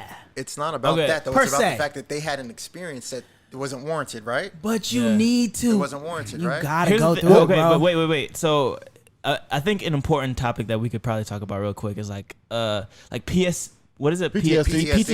PTSD, yeah. and like black people Right. specifically. Watching videos of like other black men Yes. or women Over getting and over abused and over over and again. over again. I think that's what Terrence is kind of alluding to. Well, I get think that. what's the I line? can- What's the I- line between like tragedy porn and like being educational, like just Right, historical, exactly. historical Yeah. reference? 'Cause I feel like there's so. This one, like I've seen just the regular documentary, but I haven't seen the full. You need to watch this that. It's just an dramatization. aware, like I'm aware that when I'm aware of when they see us, I'm aware that it is a thing. I'm aware of what the story is in regard to the actual factual story, right? Like I was alive when it happened, but like I'm aware of what it is, but I don't need to necessarily see it. That's why I feel like I don't need to I see don't it. need to see it. Okay. See, I don't But need here's to my see thing too, and maybe I'm speaking from someone who is like, And I'm personally, I feel bad because I absolutely am in love with Ava DuVernay. Like I love anything that she does. yeah. And Even you should be Wrinkle in Time. ashamed of yourself for not watching this. I'm very ashamed of myself. But the reality of the situation is that you also, and this is where it goes back, right, to your emotional intelligence, you have to understand what you can and cannot take. I that's true. cannot That's a good watch point. this That's a and good then point. go to work the next day. That's a very good I'm point. sorry. He has to. That's a very good point. I have stuff that I You have to should have deal watched with. this in the summer then. Okay. I work in the summer. I'm principal. You don't get a vacation. No, I do not. Damn, that's We need to talk about that. Yeah, okay. no, how many of us have Americans and not having vacations Like, as teachers. I will say this in Ace's defense, like I think when they see us is so this whole time we've learned about these five men through the media or through the prosecution or whatever. Like we've learned from their side of the story. Like this kind of goes into those men's story Real drama. specifically. So it's like their telling of what happened. And so does I think it mirror that's your important. experience? Like, does any of them mirror your experience? No, but my thing is, they went through this Yeah. to tell this story. But the they least we went could through do it. is listen. Right. No, I get You that. gotta I get listen. that. Wholeheartedly, I get that. But the fact is, okay, so 12 Years a Slave. Everybody seen that? No, No, and I won't not see it watching because it. of the same reason y'all. And no, it's not the same thing. Oh, is that right? It's not. I'm over slave No, movies. 12 years of slavery Bro, I'm over- that's like misery porn. That's, saying, that's like, like, exactly. like we It's had nothing- so many slavery movies Bro. at that time. It's just like, bro, we don't need It another depends- one. get it. It depends on who you are. Listen, 3 weeks in a row last year. Here's an example of what I deal with. Please. 3 weeks in a row on a Thursday or a Friday. 3 weeks in a row. Schools. I had to tell a father that their daughter had been sexually assaulted. Wait, the same Wait. No, different. 3 different. Okay. 3 different fathers. But it's consecutively. Gotcha. 3. Ugh. It just happened to be 3 weeks in a row. Did you get better at it the third time? And here's the thing that I'm saying. Like, No, I mean honestly. like you don't get. That gave me the chills just thinking It's- about it. Yeah, Like, yeah, damn, yeah. like, Don't- what are you? In a row. That's It's crazy. What? not. Yeah, what you the don't fuck? necessarily get better at it. It's more. You just know more of what to prepare yourself for. Yeah, that's what I like, mean. He could either go off and jump up and down in the counselor's office, or he could be very calm and maybe I need to shocked. be wary of that calm, Right. or it could be this or that or the Yeah. third. Is Damn, what it how is. the But fuck? Oh and so my that's what I'm God. saying. Like people I- don't understand like what Ooh, that gives me certain like, things oh. like 3 weeks in a row. that's I do this, crazy. and that's not. I mean, there's more stuff that I've had to do, but my point is, I do enough at work to where what I want to do emotional I got you. when I come home, when I'm binge watching stuff or whatever, what have you. I don't want to watch somebody who looks like me or my son or my brother-in-law. I don't want to watch them Suffer. getting suffered or assaulted or whatever. I don't want to watch So do that. you think it's better? Okay, so I know it's a thing. I know it exists, and I know it exists daily. I got it. I don't want to so deal with going it. forward, do you think? So for instance, like this one, they have an actual documentary before this where it's just straight facts, kind of not facts, but it's not dramatized where you see the kid Yeah. from their eyes. Do you think it's better for us to get just straight, like, because we do need to know our history and all that going forward? Because I'm feeling you on the same way as watching, so I can't do it. Do you think we should get straight facts of like how can we deliver history to us? Oh, I think we need the facts before we start dramatizing stuff. Okay. No, Yeah. I think both are healthy. Okay. Is my point. Like, I don't think you need just fact. I think it's important to hear things from their emotional perspective because a lot of that is context. A more lot to of it, it is layers. the emotion and Yeah. layers, Agreed. and you don't get that sometimes from just off the paper. But I guess what I wanted to say was, I think I'm speaking from someone who just loves film, who loves movies and stuff like that, and it's such a well produced thing that I'm like, everyone needs to watch this. I understand. Maybe everybody with the exception of you. I get what you're saying. All right, that's fine. But it's so good, so well All right, written. this is a very grim out. Just made me think of it right now. Do you think some of this can't? Not saying this particular because every obviously doesn't have those type of intentions, but some of this can be pushed to put more like Yes, PTSD yeah. on younger Black African Americans. 12 Years a Slave. Like, do you think that can be? I think that's what every slave movie is trying to Like, do. do you think it could be intentional? Like what they are pushing out to us? Okay, let me say this. That is my issue with slave movies. Gotcha. I'm on the fence because on one hand, I understand how important it is to know parts of history and not act like it didn't happen because people went through that stuff and you Right. need to know. Yes, I absolutely. get that 100%. But sometimes it feels like you want people to remember this is where you Yes. came from. Yeah. Don't forget this is what we did to you or whatever. And I don't know where that line starts to blur. Okay, so with 12 Years a Slave, right? So slavery is not well, it still exists and just looks different now, yeah, right? for sure. So It's called prison. Exactly. So with these these gentlemen here, it's like their experience is similar to ours. Like we're actually 5 people sitting on the couch right now. That's true. Yeah. So what makes that experience different from what we could experience at any given moment, just hanging Going out, just forward, being in a place. So that's why it's like with 12 Years a Slave, I get it. Like that's a long time ago. So it's like I get it. It's kind of a reminder, and we're far from that. But it's like with these gentlemen, like they weren't doing anything. Like, No, I mean, I get that. Nobody cares. Nobody cares about my master's degree. Nobody cares about his almost doctorate. Nobody cares about the prestigious school that y'all went to, that even I went to. Nobody cares. Right. There's always the cloud hanging over that at any given moment, just depending on who it is, Right. all of that can be gone. That's so. in You an know what's instant. crazy? Like I even every time I get in the car, I take my wallet out and put it like in a Oh, place smart. That's that freaking smart. I can reach for it, that they can actually see it because it's black for one, and like me like digging in my pockets, like I consciously just put my wallet somewhere. That same like if I'm where I driving, I'm know. gonna take my hat off. Yeah. Like it's just sad. It's We have to crazy, think about right? that though. Yeah. Like we have to think about like I'm not gonna leave self checkout without my receipt. Yeah. You know what I'm saying? Like just certain things. I do the same thing. It doesn't- Target. I don't care how I'll do much it is. I'll do Yes, I'm not self-checkout. even- And even though the person is standing right there, because you always have like Yes, one person that's it doesn't standing. matter, something, yep. I always, just, as soon as I get my receipt, I hold it in my Yes, hand you have to, until I yes. get out the door. Yeah. And it's just, it is what it Yes. is. Nothing's ever happened to me. But you don't want yet. to be in that position. Yeah. Like it is. So what here's it the is. thing, like, I mean, you guys deal with the psychology of all this stuff, whatever. And one of the things that I always reflect on, which didn't really bother me, but now that I'm thinking back on, I'm like, dang, that sucks. Okay, first world problems, whatever. I was going to get my first car. I am a guy who rolls with a lot of friends all the time, right? I wanted to get some sort of an SUV, right? My mom was not having it. She was like, you can have a car, we can do the car shopping thing or whatever, but you're not getting an SUV. And I used to be mad, like, why? Like, I got like 5 friends. Like, we can't all scrummage in a little car. Like, we can't go nowhere.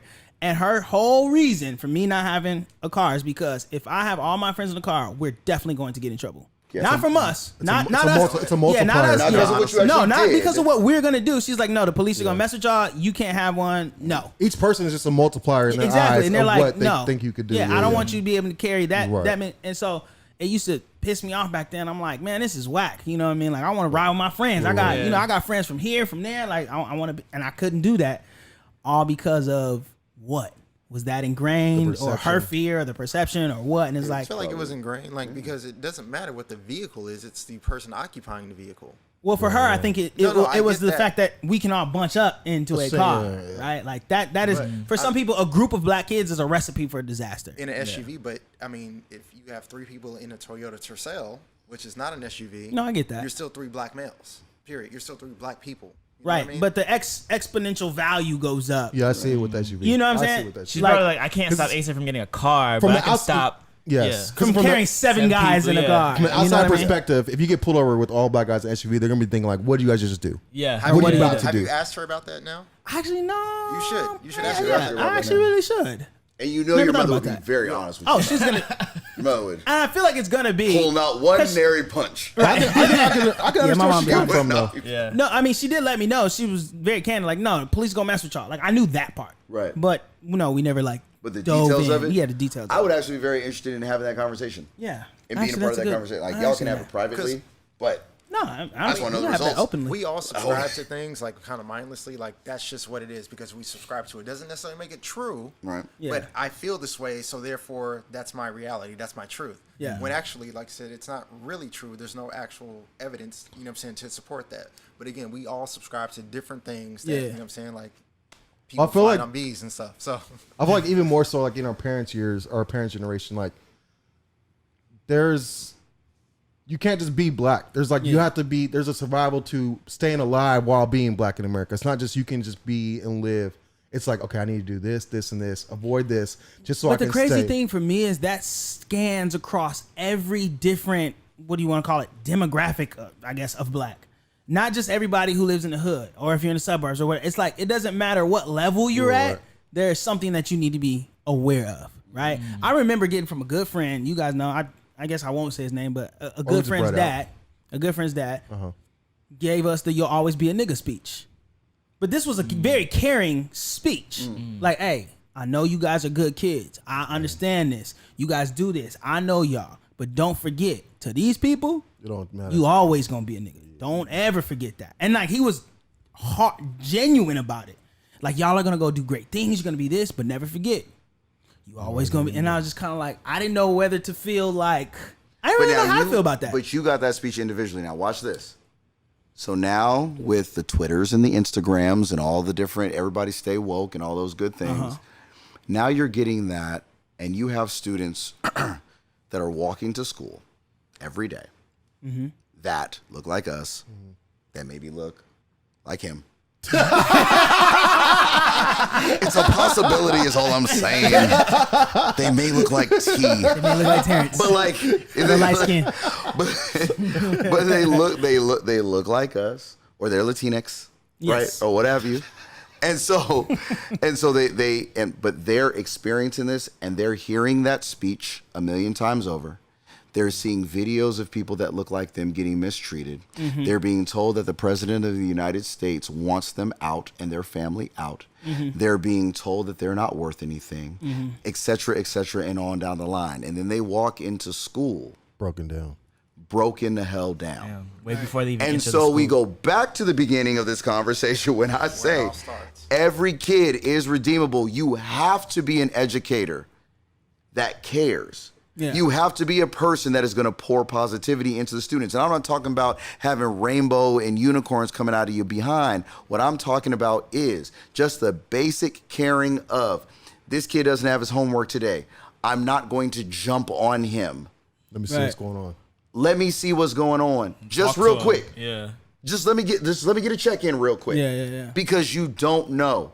Because it may have been the young lady who was sexually assaulted last week. Right. It may be the young man that had to walk through his community and two people were trying to get him to join a gang. Right. It may be the young lady who's getting whistles and catcalls from 30-year-old men, and she's 14, and she's going to 8th grade, et cetera, down the line. These are literally students that I have. And so that's my whole thing about education.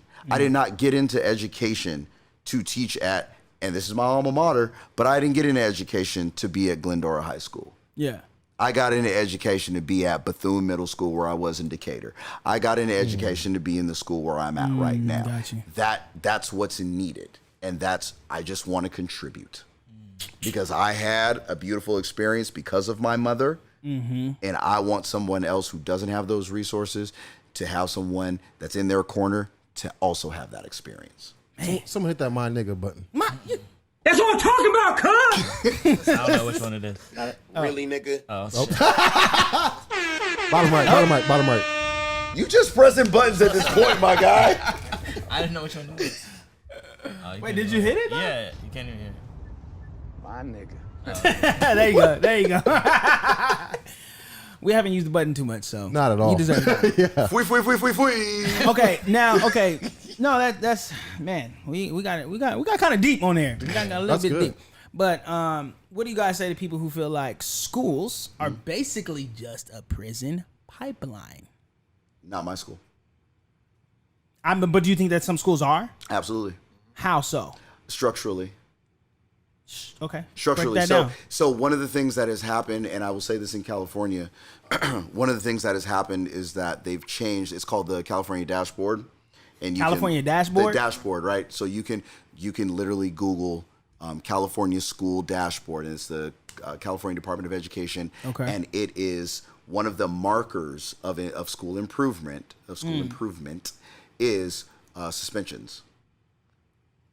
So you should not be suspending no bunch of kids. They've already changed the law and the ed code to where you're not able to, or you're not supposed to, suspend students of a certain age for defiance. Because what was happening was, That makes sense. disproportionately, you're suspending a certain type of student Right. before defiance. And that's all that you were checking, defiance. Yeah. Well, what does defiance mean? They didn't have a pen. Like, that's literally what was happening in Right. some cases. Not all, but that's what was happening Yeah. in some cases. Oh, they were defiant because they didn't bring their school supplies, right? So it's stuff like that. Or they were defiant because they talked back to me. Okay, well, you're 40 years old and the kid is 12. So you're telling me you can't Right. Right. You can't handle exchange.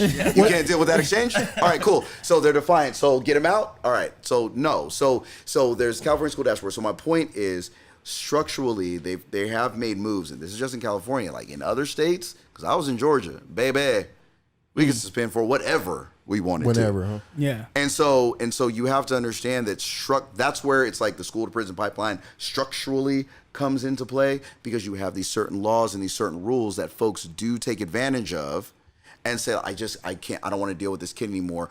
They're this, they're defiant, they're this, or they're put 'em that. in that And so one let box. me go ahead and suspend. That's dangerous. That's Now- dangerous. Yeah. I have a question. So I haven't seen this in like education, but I've seen it in the medical field where they say a black patient is less likely to get like pain medicine or something because a doctor is less. Especially Because of the black pain women. I was threshold. gonna say black Yes. women. That's Women.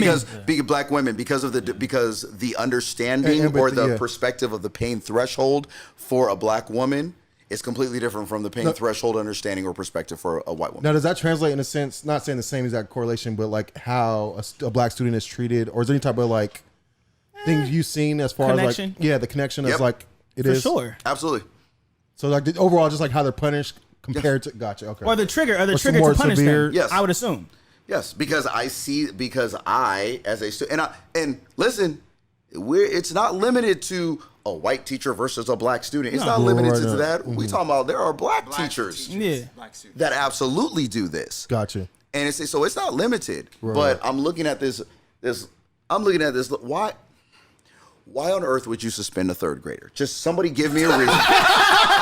Somebody, You're what, seven? somebody You're on what, this panel, seven at give me third a grade? legitimate reason The only reason I can think to of suspend He brought a third gun or grader. drugs to school. fighting. He brought Fighting, a gun to drugs, school. guns, I like don't know. those are like the parameters. You don't have for to third make grade. something with a weapon. Yeah. But still, then you don't want them. Yeah. Like, he had Something to with a be like, weapon. Okay, and where they get the weapon from? That's They what went I'm to saying, that's Walmart what- and they bought that? Yeah. No, that's I that's know. kind Okay, so of maybe they crafted the weapon in school. Maybe you gotta think They about learned you it from gotta that. look at- They made a shiv. Yeah, that's something. I don't Man, yeah, it's really. I couldn't think. He You wasn't know, drinking his juicy juice. he wasn't drinking his juice. Like, what so why are you suspending a third? Why is your crazy. nephew getting suspended? For what? So this Wait, is did the he really thing. get that people- suspended? What? No, he didn't. Oh, I was about to say, hold on now. He's Everybody gonna calm bring it down. home. He's gonna bring it home though. No, that would No, have I been a got big you. story. Yeah, that's what I'm Defend about to say. Yeah, there's no way. Why? Okay. Why would that happen? How do you suspend somebody who's 6, 7, 8 years old? Yeah. Like, what have they done that is so egregious that they should? And this is what people don't get about suspension. You are literally taking away that child's ability to be in the classroom. I can say that my personal philosophy on suspension, when I suspend a student, it's because there has been some sort of threat to the campus, some physical threat to the campus, or a safety issue to the campus. Immediate, yeah. Or it's written in ed code that I have to suspend them for this particular thing. Right. I don't suspend a kid because they're getting on people's nerves. That's not a thing. Yeah. Like, what are you doing? So I'm saying, like, that's where it comes in, the structural stuff, the school to prison pipeline stuff. Because what happens when you suspend a kid? Well, it's not like they're at home and their mom is sitting with them. Hey, so you know you're not supposed to do this, and look, we have to work together. That's not what's happening. Yeah. The kid that's getting suspended is not dealing with that. The kid that's getting suspended is just staying home, probably by themselves. And so yeah, the parent has to take off for them now, Right. especially So third now there's grade. this cycle. That's crazy. So now I have to stay home with my kid. I got to Losing take off money. of work. Losing money for the day. I'm losing money for the day, et cetera, because I have a job that if I take off of work, I'm not getting paid. I have vacation time. And we thank God for that, but that's the reality of the situation. But you probably don't. You probably are working hourly to where if you take off a day, It's a you're wrap. literally losing money. Well, currently, losing I think dollars. most American families, I think it's something like 70% can't afford a $500 like emergency bill. Can't do it. Period. Like it's nothing. It's very That's it. real. It's, It's very real. Or that's, their one check. So that's what I'm saying, man. It's like that's where the structural school to prison pipeline comes in because of these various rules and these Breaks these down the laws whole family. and the mindset that I have as an educator, whether I'm a teacher or an administrator, where I'm like, this kid has to go, and I am going to treat this kid differently because of my own personal biases. And for some, it absolutely is somebody that looks like him. That's messing with a kid that looks like him. Yeah. That happens too. It's Gotcha. not just a white versus black. and That's white, not just. So it has to be understood that these things are very real and these things are very structural. And that's why now it's kind of going to the extreme in some of the conversations you and I have had about the discipline and like how kids, they can do whatever. They say they're triggered and now they can get you fucked. Yeah. Well, now it has gone to the other extreme because y'all messed it up because we went so far this way and we're suspending kids because they don't have a pen. It's crazy. Quick question. So crazy. Yeah. And going from So there. crazy. Have any of you guys ever been suspended from school? Anybody here? Um, Because I have, and I can tell you what it was for, but I want to know if anybody else has been suspended. I got Saturday school. I think I've been suspended once. yeah. What was that for? I plagiarized my my report card. Oh, that is the funniest story ever. Hey, where's and that? it's so branded. Where's that really nigga button? Where's that? Yeah. That's what I'm talking about, Well, both of them apply. Yeah, nope, it was that's not lit. it, that's It was not it. lit. It was lit for 2 Really, semesters. nigga? Appropriate. Yo, Seventh grade. I think seventh grade. he's I in 7th grade, mind you. plagiarized my whole report card, and everything was good. I got away with it for a whole year, but then I had the same math teacher, and so the next year, her and I got into it. So we had a parent teacher conference, and then my mom was like, "Oh, well, he's been doing good." Blah blah. Brought my report. She's like, "That is not." It's like, wait, what? Wait, but tell them how you plagiarized it. You're in the 7th grade. Didn't you use Photoshop? Yeah, I made my whole shit. This look exactly the dude same. used That shit was Photoshop. legit. It was legit. It wasn't no who's Who is using Photoshop? This is back before Photoshop was like, you know what I'm saying? It's like 2006, 7. Bruh. Yeah, 2007, You still 2007. have it? You still have it? That's a different level Actually, of I don't deception. know. I asked my mom. Cause she also like same time I had like instead of doing like an actual project, I did a whole like I had to do an essay, like 3-page essay. I did a 3-page or 4-page essay on why I didn't want to do the essay. It was like the same time period. And didn't you have it like in the mail too? Oh yeah, it was good. It was Like he yeah, had it yeah, snipped. yeah, Like yeah. yo, I this took dude's the old going one out, put Ocean the new one 11. in. This was thorough. I wouldn't have suspended you for that. Like, you know what? You would have gotten consequences, but I You would gotta apply yourself differently. Right, you just gotta show him how to use that skill and turn it this way. That's talent. Well, That's yeah. talent. I literally tried to have a dog shred up my report card one time, and I was pissed at this. Is You back when wouldn't I didn't do it. Would shred up everything else, and No. I remember throwing it in the garage, going like, "Eat that." That's a good. That's a So good one. stupid. That's Never a good happened. one, though. That's a good Nickel. one. I thought Nickel was gonna eat. I Nickel heard did about not. Nickel. Yeah, Nickel I did knew not. I don't know. So, nobody else is I just got Saturday school. I got Saturday school because I was called the N-word Oh yeah. and then went and hit a kid in the head because he called me the N-word in 9th grade. And then when I went to the assistant principal's office, then I told the whole story because all the science teachers, it was a science class, all the teacher saw was me go to the back of the room and hit the kid in the back of the head. And so it's like, you need to go to this. So, and I mean, I feel that, right? So I just left. And so then I told my assistant principal, I was like, well, he called me the N-word. And so I went and hit him. It was like, oh, okay. But, and I kid you not, this happened twice. This happened in 7th grade. Y'all here, right? It happened, yeah. It happened in 7th grade and it happened in 9th grade. What I'm talking about is in 9th grade, but in 7th grade, and my mother kept the referral from 7th grade. And it said, Johnny got called the N-word, but we can't have physical altercations. So once again, we talking about the perspective of educators and who you're dealing with and how you decide to treat that particular person. You're telling me that a kid gets called the N-word and he goes and hits somebody in the back of the head. Oh, we can't have that though. Okay, well. What did the other kid get suspended for calling you the N-word? Probably not. No, he got Saturday school too. Okay. So we basically got the same thing. So is that the right thing to do or the wrong thing to do? No, like I have a student that got into a fight, and they got into a fight, but they were the one that was like the person brought the fight to them, and I did not give them. They did not get suspended. I feel like that's That's fair. yeah, Like, that's if, definitely- if, yeah. if you're attacking me, I should be able to That's defend little myself. time. Yeah, that's little time stuff is stupid. Yeah. Well, no, but I'm talking about in the situation that you just brought out. Like the kid called you a nigga and you smacked them. Now, what are you teaching by suspending? What is that teacher or whatever teaching you by suspending you? Saying that, hey, you have to be able to control how someone is able to. Yeah, but what it's saying is like they can call you anything that they want. It's on the same level. You still need to control yourself. I got you. Yes, exactly. Okay. Because we basically got the same punishment. Yeah. And I have honestly reflected on things that that like consequences that I have received Yeah. when I was in school.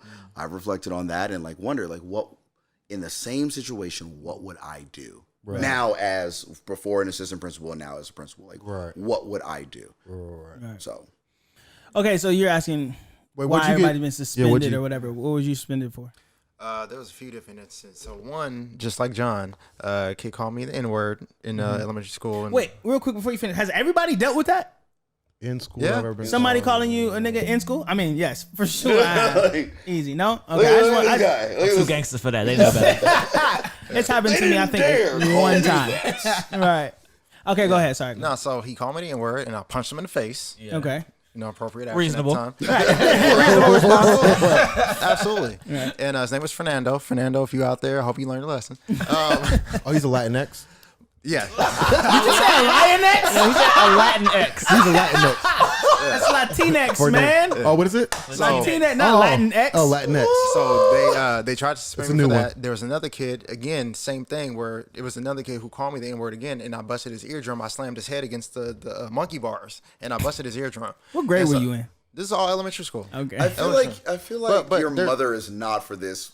No, she I is. feel like your mother is not for this tomfoolery, and she would have like No. if consequences tried to be passed out. No, Yeah, I she did, didn't- I did Like- not get suspended. Okay. Because my mother was Yeah. like, no, he called him the N-word. No, y'all ain't doing this. Yeah, exactly. And then there was another incident in high school where basically it was my fault. I deserved this suspension. It had to do with a certain substance, certain greenery that was that was brought on campus. Stay away from the weed. That's all I'm gonna say. So I deserve that one. I deserve Okay. that one. It's so funny. I That appreciate you for bringing that in my life. You're welcome. I appreciate you You're for welcome. bringing John that in had my never life. heard that reference ever. We were saying something, and I was like, "Stay away from the weed," Oh, yeah. and he was like, "What is that? Like, why are you doing that? Why are you saying it like that?" I I'm had like, no idea. "You don't know who Stephen A. Smith is? You never." So I had showed him a not whole 3-minute clip, and he like died laughing. Could not breathe. It's funny, man. It's ridiculous. Well, And you're telling me that you could not stay off the weed. I remember that clip. Well, I mean, kind of the segue that we were trying to get to though is we came across a very interesting fact, I should say. Do y'all know how much it costs to house one single prisoner? A lot. I'll say the least. A lot. B. Currently, as 2019, it costs $75,560 per inmate per year. Say that number one more time. $75,560. Do y'all really want to do this with me right now? Dude, 75,000. It has, Yo, it has yo, doubled. wow. It has doubled since 2005. So just to know, it's never. And been, these are private contracted prisons, yes? No, I think it's all prisons, just in All general. prisons. Just in general, yeah. Because they still, because even if you're a, let's just say you're a public prison, as they call it, they still contract out to someone to do the uniforms Right, to do. right, So right, still kind of, they can Who's find paying for this? us Americans. Taxpayer? Is that what you're saying? Yes. Well, it's the same. Like at the border, it costs $795 per day per person to house every one of those Them kids? migration camps. Yeah. And Immigration, who's paying excuse for me. that? Same people. Wow. I personally ain't got the money for all that, but 75. Nah, dog, did I ain't you got guys it. know that? Okay, but I know. So what were you going to say? What were you going to hold back and say? Okay. This is okay, and this is where it goes back to the redeemable thing, right? Because to me, someone who is going to you are putting this is coming from somebody who worked in the juvenile justice facility. I taught kids who had raped and who had murdered Damn. and who had prostituted, like who had done very serious crimes. But I also taught a kid who had just did a joyride in a golf cart at his school in middle school. This is a 6th grader. Wow. They got sent to And they juvenile? got sent to, and they got sent to juvie. Same facility. Damn. So they're in the same facility as a 6th grader Man, as a young lady who was in there for luring somebody who got murdered. Okay, so y'all have to understand, I do not see, unless we're talking about, yes, they went and they murdered. And there was actually a very famous case in Georgia where it was these two girls who, now I don't remember. It was, I think they had murdered both of their parents, or it was something to that effect. Right. Were they from the Caucasus lands? They were. Okay. But Mountain. it happens. Caucasus But from those mountains. But like there was, so that was a thing that happened. But my point simply is, it's very hard for me to say, and knowing when I went in every morning, I'm at a gate, pressing the button, go in the gate, get buzzed in. I'm at another door, pressing the button, get buzzed in, going to each and every block, right? And you're getting buzzed in. I'm 13 years old, and this is what I have to endure every day because I did a joyride in a golf cart. That's wild. Okay, so, and then the person that's next to me in this cell over here, they're 17 and they're a murderer. Right. And they're about to go to what's called Wright Street. And Wright Street was the adult jail in Atlanta. What do you think their path is going to be? Well, they mixed it. Well, yeah, there's nothing good to look up. So you have to understand, for me, prison is just like prison is just like suspension. That's why it's the school to prison pipeline. Prison is just like suspension. To me, it's like this has to be an extreme case. You're putting a 12, 13, 14, 15-year-old in jail. The worst environment. Yeah. In jail. Yeah. It has to be serious. Yeah. And so when you listen to things like this, well, I know how much it costs for us to have an extra counselor on site. I know how much it costs for us to have people come in. I have a meeting next week, as a matter of fact, with an outside resource for mental health services for our school, and to see if we can get that popping off, right? But that's not going to cost as much as this does. Do you ever 75,000? Do you ever get discouraged when you see like how much they inflate for this type of shit, but then we can't even pay teachers $75,000 a year? That's crazy. Like that's wild. That's crazy. And there's way more inmates than teachers. Yeah. And fair or unfair, and I mean this so sincerely, and it's not to toot my horn or anything like that, I don't feel like I'm allowed to get discouraged. Why do you say that?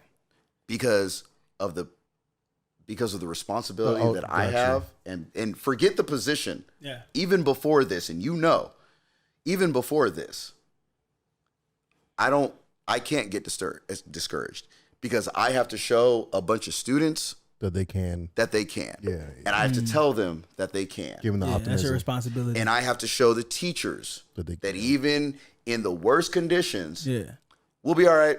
Yeah. We'll be all right. I know this parent came in and just cussed you out and feels like you're not doing anything for their child. And I know how hard you've worked. Right. We're going to be okay. I'll help fix it. Let's go. Let's figure it out. Got you. And that is my role. And I take that role very seriously. That's good. Yeah. So I don't get to look at stuff like this and then go, oh man, does it suck? Hell yeah, it sucks. You kidding me right now? Because I know how much stuff costs. And you're telling me that we gonna pay this to put somebody in a prison cell, to put some 14-year-old in a prison cell? How much of that could go to reforming someone? Listen, you know what I mean? So much money. Like, that's a lot of therapy. $70,000 could get a Chromebook cart. And that's 25 computers. Wow. 75,000. All these inmates with a lot left over, by the way. That's per inmate. 75,000 with a lot left each over. Each inmate could have their own personal 365-day psychiatrist. Like that goes with them everywhere, pretty much. For 75,000. Yes, inmate, easy. But who's getting all that money? Well, they have stupid shit like they charge like $5 to send a text. They charge like $3 to make a call, and then another $2 every minute. So people are paying, like, there's so many it's like extra costs and everything built into the system. They can do that, right? Because your rights are gone. Yeah, so they're the 13th called Amendment. privileges now. Yes. Right. So now you can charge whatever you want because you don't have the right for it. Everything. Sending letters. It's sick. And then they make stuff, they build stuff, they're doing licenses. It's slave labor, yeah. It's really it's slavery. It's slavery. I mean, let's just call it what it is. Modern day slavery. Whether you think it's right or wrong, it is, in fact. And you think this is perfectly okay for a 14-year-old? Well, that's another thing, right? All like right, we're talking cool. right now. We're talking about kids being sent. Like that's crazy. Yeah, but there is nobody in jail. No, let me not say nobody. But the overwhelming majority, it's like even the students that I saw, they come back. Once they come in, they come back. Yeah. It becomes a cycle. This is not the person that is 30 years old, Right. that's in LA County jail, in DeKalb County jail, no and way. whatever jail, or even in prison. Like that, it's not their first offense. This is not the first time they've done and they've been in the system. And the system's not even trying to help them And the stay system's out. not even. It's just like Why? here. You getting 75 Yeah, down. exactly. But I'm gonna go ahead and Exactly. teach you how to get right back up in here. I'm gonna let you go, but you're gonna come But right you'll back. come right back. Come right on. And then they get all that. Then you have like when you're on probation, you have to pay the probational costs. You have to do a whole bunch of extra costs, even if you get out. Right. It goes back to the system, just paying for yourself to get back Oh, in. because off of please one. believe they're gonna make it hard Yes. for you to exist Yes. outside. Period. Oh, yeah. They make it hard And for that you shit to ain't cheap. exist. That shit ain't cheap either. They're gonna be like, even come once you on get back, out. man. We'll Yeah. take care of you. Come on back. You have a bed to sleep in. We're gonna feed you. Come on back. You good? Nobody wants you out anyways. The parameters that you have to operate under outside Yeah. are so stringent and so strict. It's like Meek you Mill. almost have no choice but to end up going back. You know what I'm saying? Like Yeah. unless you have like access to, you know what I'm saying, like money and everything, like a Meek Mill or like an ASAP. You know what I'm saying? Like it's like It's a wrap. yeah, Did- you can't. Did you ever watch? Doesn't he have a documentary or Yeah, a on series? Is it a Amazon. series or It's a something? series. I need to watch that. Docu-series. It's pretty good. It's really good for you. I know we had something. Yeah, Meek's situation was ridiculous. Yeah, it was messed up.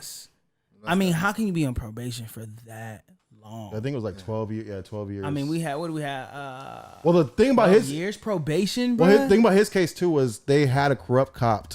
I don't know why I said it like that. Cop, and they still wouldn't let him off. Like they just now recently threw his case out that was particular to that guy's. And they knew the line. cop was corrupt. Yeah, And still kept the case. Still kept Meek Mill on probation because it's a lot of money. Oh, you lot of get money. money for being on probation They have too. to pay. You would pay monthly. Like you paying when you're on probation, you have to pay monthly to your probation. I don't know if it's the officer or just the overall system, but you have to. There's a monthly fee you pay. Does his monthly go up because of his success based on income? Oh, that's a good question. I don't know. Well, no, I don't know the that. law should be percentage based though. That would change you everything. think so? It should be. I 'Cause think pe- everything. people who should be- don't yeah. people who don't make a lot of money all would fines, agree. and everything, and tickets should be percentage based.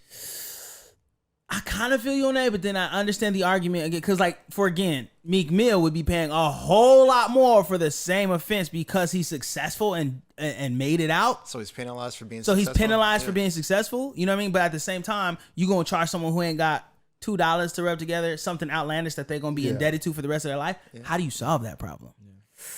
That's a tough one. I got nothing on that.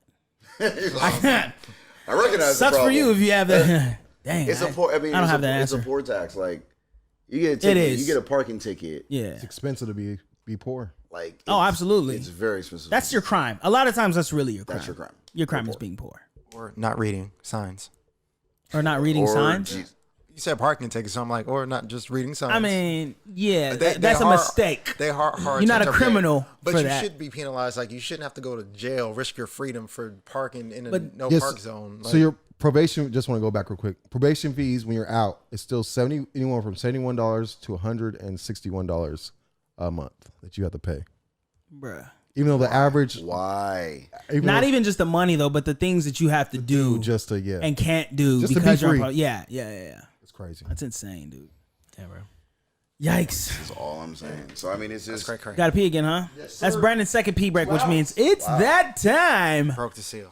happening right That's now. crazy, man. Shoot, I got nothing else, man. That's very interesting. I actually did learn a lot on this episode, not just on just education, but I guess the importance of the emotional intelligence or It's the intangible aspect of it. Like, Yeah. I mean, you can and you can't measure it. in a Yeah, I sense, got you. You know what I mean? Like you can't measure the impact that somebody has, but I mean, you can. Like, okay, on a Richter scale of 1 to 10. Yeah. You know, when Dr. Alan Green came in, what was your level of engagement? It was Yeah. a 12. Yeah, You know what I'm saying? you can't, yeah. You can measure that, but that really doesn't fully assess, you know what I'm saying, my level of engagement, what that did to me and all of my Right. experiences, you know what I'm saying, throughout my whole scholastic career. Yeah, You know what I yeah, mean? So yeah. It's crazy how representation shapes people. it really does. Just even if you didn't speak to them or just seeing. I see that all the time. Like when I go and host these dance competitions around and travel or whatever. It's interesting to see like the very few black kids that are there, that are in this dance competition world where they're dancing with studios, they're competing against each other.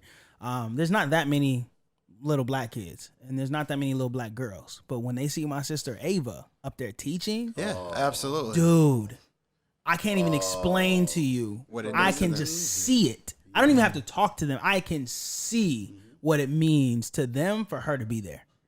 Yeah.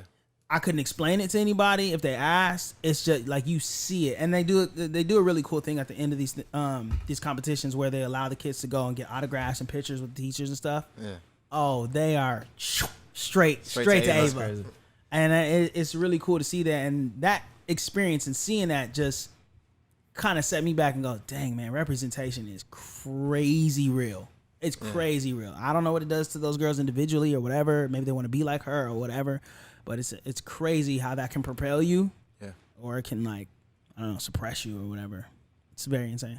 But thank you guys for coming and shedding light on all that stuff. Appreciate it. Thank you for having I feel like we could go for hours and hours on a whole bunch of all this kind of stuff, man. But really can. it's really important. Let me allow you guys to do this real quick. If you were to give one statement to the listeners out there about education, informing them on something that's important for y'all in this field, what would it be? Let's see. For me, like I said, being in this doctorate program and being one of the only black males in it, education, like I said, it's a hard journey, especially for a black male, right?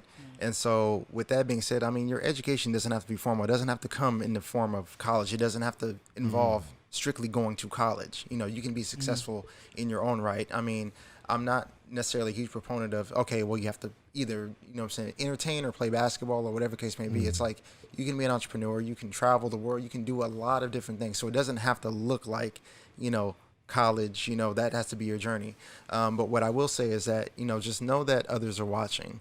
When I presented what I told you guys about, my high school experience and me having a 0.5 GPA at one point in time, and I sat there and I presented this information. What I left out was that tears were streaming down my face while I was telling my whole class about this. It was about 30 people in class, and tears were streaming down my face.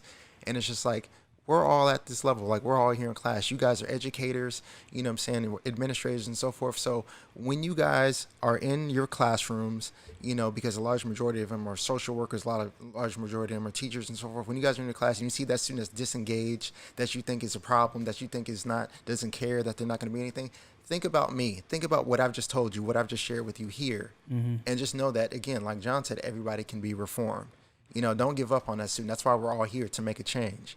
And so me being one of the only black males in that school, that program, it's like, that's what I aspire to do. I aspire to basically be the Dr. Alan Green for somebody else, because I know what it did for me. Right.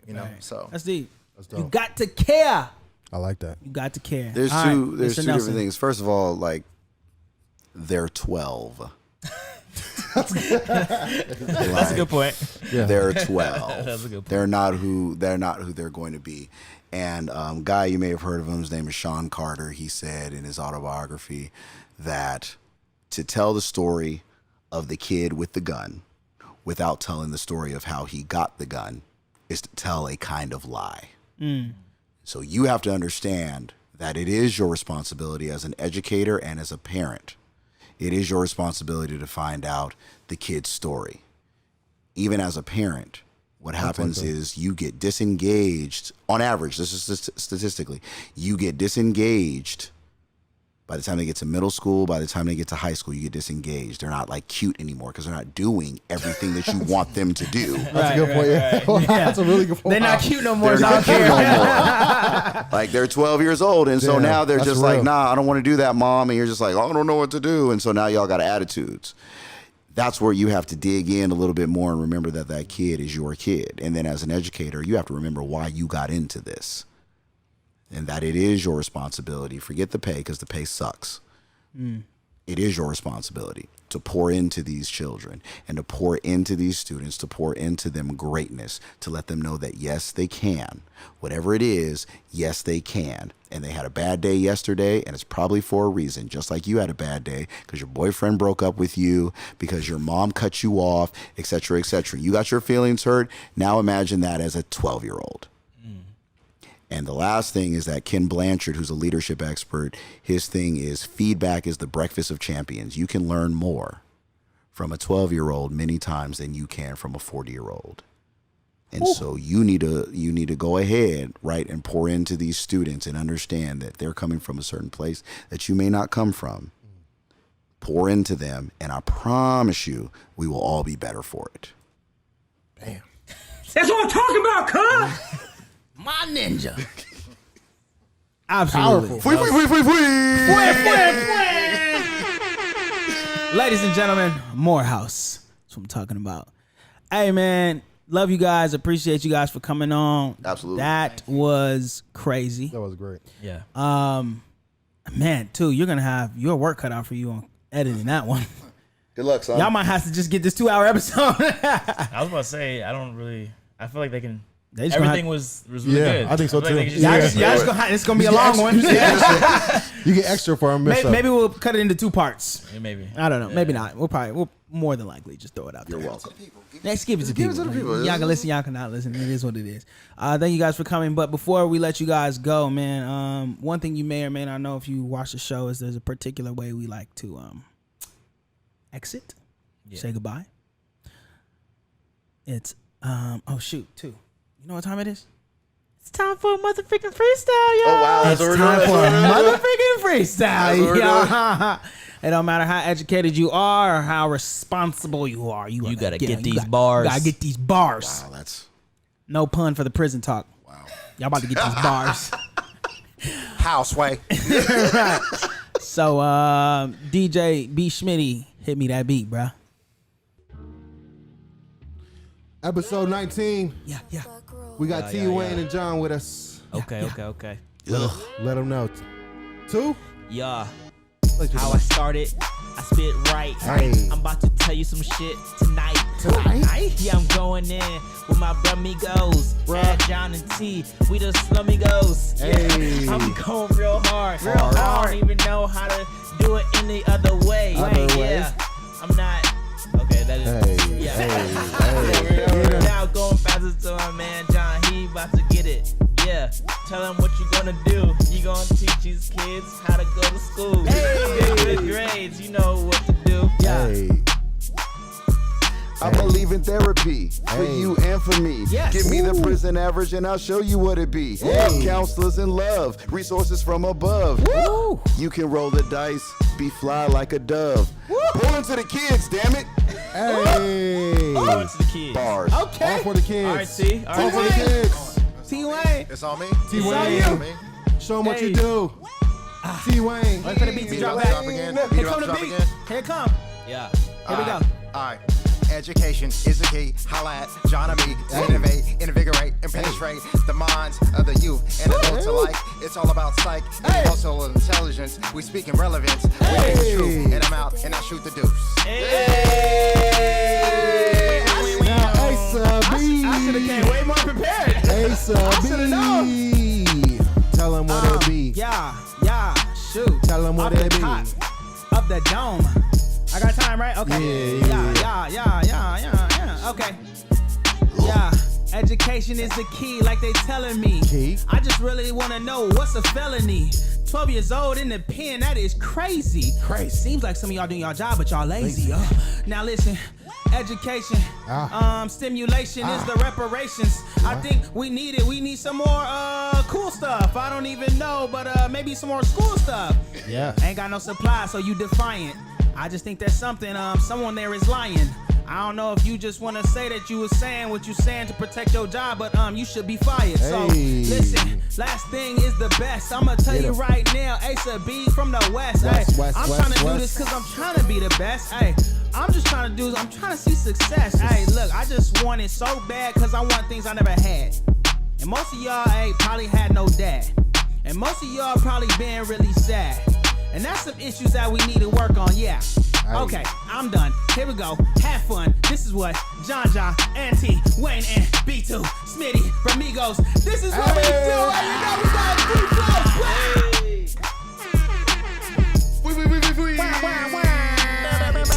Free smoke. Hey, thank y'all for coming, man. We appreciate y'all. All right, thank you for having Episode us. 19. Appreciate it. Thank y'all. We about this piece, man. Until next time, we love y'all. Pour into the youth, and the education is real. Therapy is real. Therapy is real. ATL, ho. I hope we don't start saying that. We out. Peace. Wow. Hit that record. Oh, yeah.